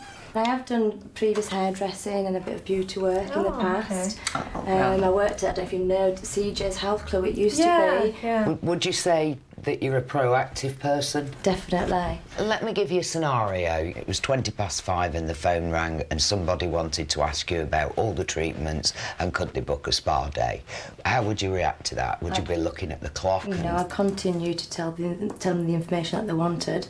Right. Because really what we're looking for, I suppose, is like a receptionist who's empathetic with sales and customer service. I don't think I'd want a job where I'm literally sat on a desk just twiddling my thumbs. Well, certainly, I know it's quite an interesting role, actually, because, you know, it's administrative, it's customer care, customer service. Yeah, I think it's, you know, it's something that I'm looking for. It's something that is involving being with other people. I think Michelle's could be very good, and I would give her a try, and I particularly like that she offered to come in for half a day. That gives them both time to assess each other and assess whether it's the right working environment. You know, my philosophy is hire slowly, fire quickly. In a few days' time, Michelle will have her trial. Now Hilary is heading to Dartford. The recession has hit Harry Clapp's haulage business hard. To get back on track, Hilary believes his sons have to be more proactive. This is a real tricky one. The problem that you've got with this business are the personalities involved. It's inherent with family-owned businesses where family are employed. Morning, Hilary. How are you? Hilary is keen to find out how the Claps have fared since their trial run at the hot tub company. What about the hot lead? How did that OK, go? that's turned out very well. Good. Jonathan spoke to me yesterday morning. Basically, we did a deal at slightly less than what I originally quoted him, and he gave me the job there and then. That proves to me... Who did it? Who went there? I went there. What, yourself? Yeah, because we got... You can't keep doing this. I think, Harry, you're still doing far too much. You've got to empower the boys to actually run this business. Direct it, run it, make a profit out of it and give it new life and a future. Desperate to force Harry's sons to take responsibility for winning new business, Hilary's not giving up. Harry's trucks are not being used at night, and Hilary knows it's a missed opportunity. So she's tracked down a local courier company who use hauliers for overnight deliveries, and the owner has agreed to a meeting with the Claps. I'd really like to help him because it's a family-owned business and his big problem is he's got both his sons working in the business, so there's no directorship. No. I think Barry, is particularly good and I think he'd make a damn good salesman. Hi, Harry. Hello, Doug. Doug, pleased to meet you. This time, Hilary's sitting in to make sure Dad takes a back seat, and she's hoping youngest son Barry will take the lead. Just looking for somebody to do some night trunking for us out of our depot at Raynham, but also from a customer who's fairly local to here. Is that five nights a week? Yeah. 5. Right. Can you just give us a few details about the fleet? We've got a fleet of mainly Scanias. Right. Are you interested in using us for your maintenance as well, Doug? Yeah, we'll have a look at it. Yeah. I'll show you around the workshops and how we do it and what we do. Yeah, fine. Yeah. So this is it. This is the yard. Well, I designed and built that safety rail system, and it is, I think, the customers as well say it's one of the best that they've seen. So what do you think of the boys then? Yeah, I'm sure we can do some work. I'm absolutely convinced of it. We've got some good opportunities coming up, and I'm sure we can put some work their way without a doubt. They can put in a lot of work. They really could. Yet again, Hilary's proved there is new business to be got. This is going to be the last one. After that, you know, you can take a horse to water, but you can't make it drink. So after that, I want to see them doing it for themselves, because I'm not around forever. Since working with Hilary, Sarah has taken the first step to improving her business. She set up a trial day for a new receptionist at the end of the week. And Hilary's decided that won't be the only change. One of Zara's problems is the average spend per customer. The average spend per customer nationally in salons like this is £32. In Zara's case, it's £18, £19. So what we've got to do is get the average spend per customer increased by at least 30%. Creams and cosmetics are big sellers on the high street, and they should be here too. But on her visit, Hilary left empty-handed. Sarah, have you got a second? Can I talk to you? If we can get the average spend up and getting your markup on this sort of thing, your accounts will go through the roof. That would be fantastic. You know, this sort of stuff should be walking out the door. Yeah, it should. Especially with the number of facials that we do. Yeah. You know, it's part and parcel. I think, you know, your new philosophy has got to be sell, sell, sell, sell, sell. And Hilary wants Sarah to come up with other ways to upsell. To give her some ideas, she's arranged for her to go behind the scenes at one of her own favourite day spas in London's Mayfair. I'm expecting today to just have a chat with people, find out how they do things, what incentives they give to the girls and targets, and just sort of how they're so successful, really. It's nice to meet you again. How are you? I'm fine, thank you. She's meeting a senior therapist who has agreed to give Sarah some inside tips on how to increase her sales. We also have what we call courses here as well, where we're also kind of, if they wish to buy 5, they can have the 6th one free. So oh, okay, that's a good idea to do. It gets the regularity of them coming back, being educated, seeing the results within their skin. The products on sale here make up a whopping 35% of Illuminata's trade. We do look at how much people have sold and everything, but it allows you to see how you're working and how you're challenging yourself. Would you consider loaning out products that you maybe have as testers or samples to the girls and saying, go home, try this, and then come in tomorrow and tell me about it. Sell it to me. That's a good idea too. Take a product home, learn about it, and then sell it to me the next day. Exactly. Thank you for having me. Hilary's now hoping Sarah will go home with renewed vigour, because she wants her to host a business-boosting open day. They're booked up all the time. They have appointments throughout. To have that all the time is great. You know, that would be like a dream come true. Back in Dartford at the haulage depot, and not a lot has changed. There has been no new business generated, and Hilary's last lead with the courier company still hasn't been won. The Claps have quoted £500 for the job, and it's left to Dad, Harry, to find out if it's been accepted. Monday. Hi, Doug, it's Harry. Mate. Just giving you a call, see what you thought of the email I sent you with the quote for the night trunking and the IEBs. Yeah, the night trunking was a bit expensive, to be honest with you. Was there much out? Yeah, we get it done for about $3.50 a night, mate. $3.50? Yeah. Right, OK. All right, then, mate, well, if there's anything else I can quote you on, give us a call. Of course we will, mate, no problem. Thanks, mate. Thank you. The much-needed additional income has not materialised. Hilary is informed and she's worried. Her time with the Claps is coming to an end, and she thinks desperate measures are needed. She calls a board meeting at her own headquarters in the Midlands. I'm very sceptical about the meeting because we're away from our office to have a meeting about what we've already been told we need to do. I think a board meeting's a good idea because I think from looking at from an outside point of view and not being one of the directors or getting involved in the big decision making, I think sometimes wires get crossed. I wouldn't be surprised if at the end of today 1 or 2 of them don't walk out. Hilary's marketing and operations directors have taken time out from running Hilary's empire to help Rendrive. When was the last time you had a board meeting? We haven't. Ever? This is the first ever. Ever board meeting in how long? 30 years.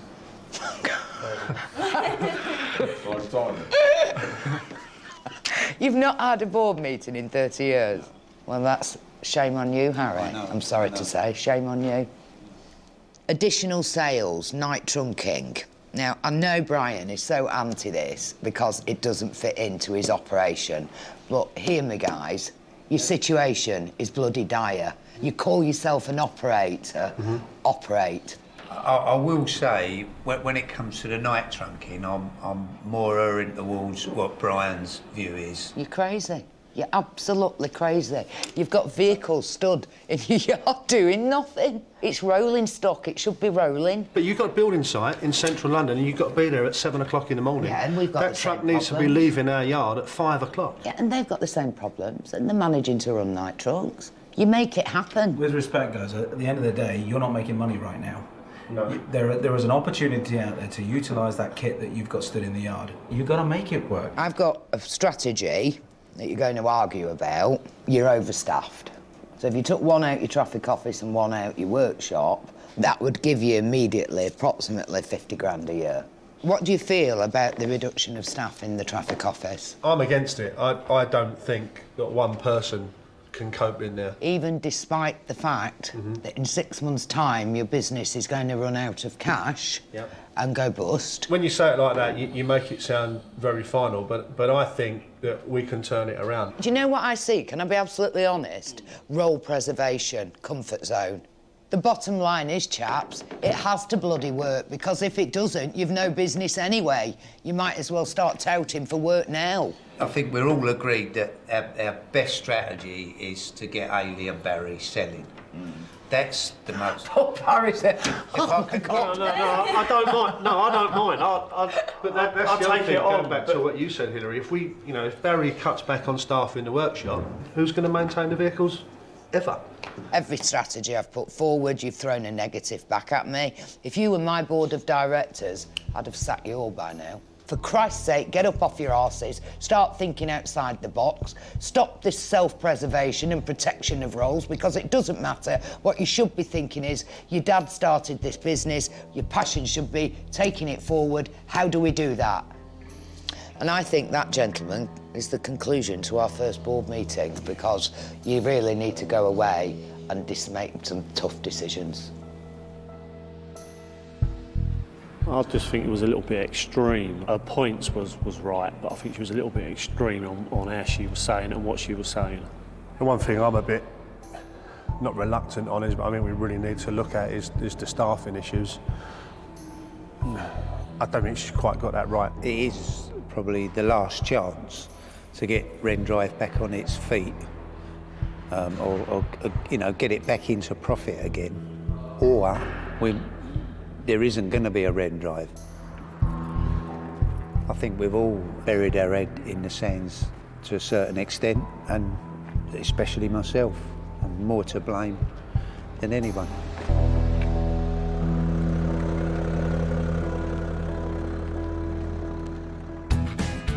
Next, Sarah's back on top. That makes me feel this is the reason why I did it. And Hilary's wise words have fallen on deaf ears. I'm determined to prove Hilary wrong and to prove that we will still be here and flourishing in 6 months' time.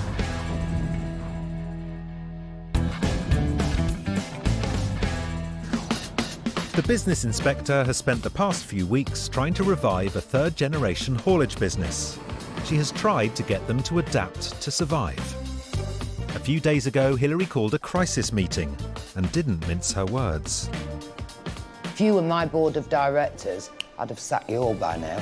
Today, Hilary's heading back to Dartford in Kent. So far, she's provided Wren Drive haulage with new business leads, pushed them to cut costs, and tried to get Harry's sons to take responsibility for bringing in new business. It's her final visit, and she's hoping that the enormity of the situation has sunk in. Hello, Harry. How are you? I'm fine. Yourself? I'm okay, darling. Good. Yeah. How did the boys take it after the board meeting? There was a little bit anti at first, but they're coming round. They're coming round. Are they? Oh, one. I just want to see them help you, really. And do you know, and themselves, because it's... Of all the businesses I've done, this has been the most difficult, and yet it's my own industry.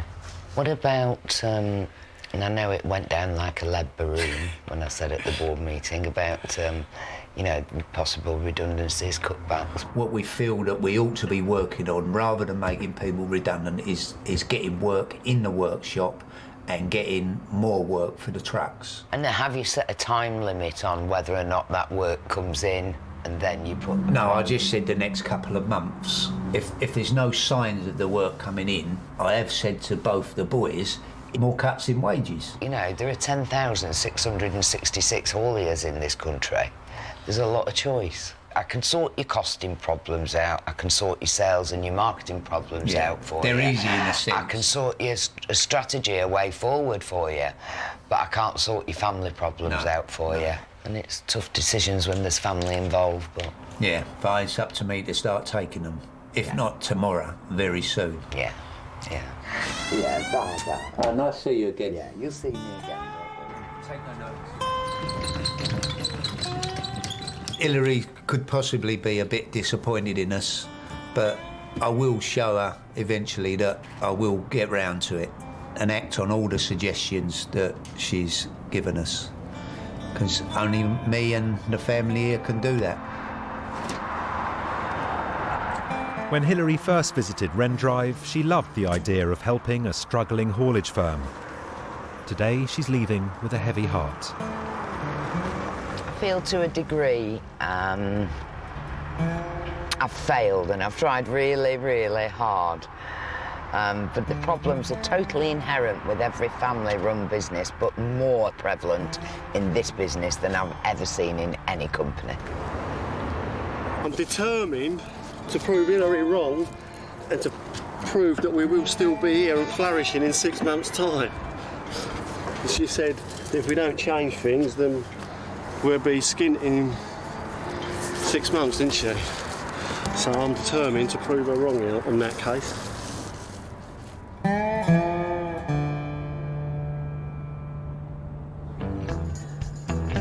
Today, Hilary's heading back to Armana Spa in Dewsbury.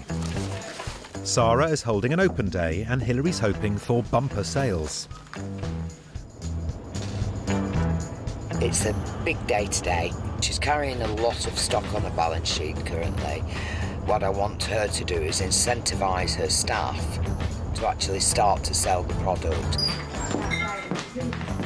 And as part of the plan to up the sales, today receptionist Michelle Blackburn has arrived for her trial. What I want her to do is drill into that receptionist proactive measures in terms of, you know, getting those customers back in by emailing, special offer days, and I want her to be aiming for like 85% repeat business. Sarah's taken Hilary's advice. She's designed a range of new beauty packages for her team to push. These are the offers for the night. It's only on for tonight, so anyone that wants to book any of these, they need to book and pay for them on the night. So just talk to as many people as you can. She's a different person, totally. She looks like she's had the weight of the world lifted off her shoulders. And I think part of that is because she's admitted the problem. I just want us all to work together tonight to make the evening a success. Let's go! Sarah's invited local residents to drop in and experience the treatments on offer. There's something for everyone, from professional makeup to Botox and facials. To treat the skin on a much deeper level, so Naomi's going to be using those to massage the skin with. Sarah's tasked Michelle with pushing the specials and getting people booked in for future appointments.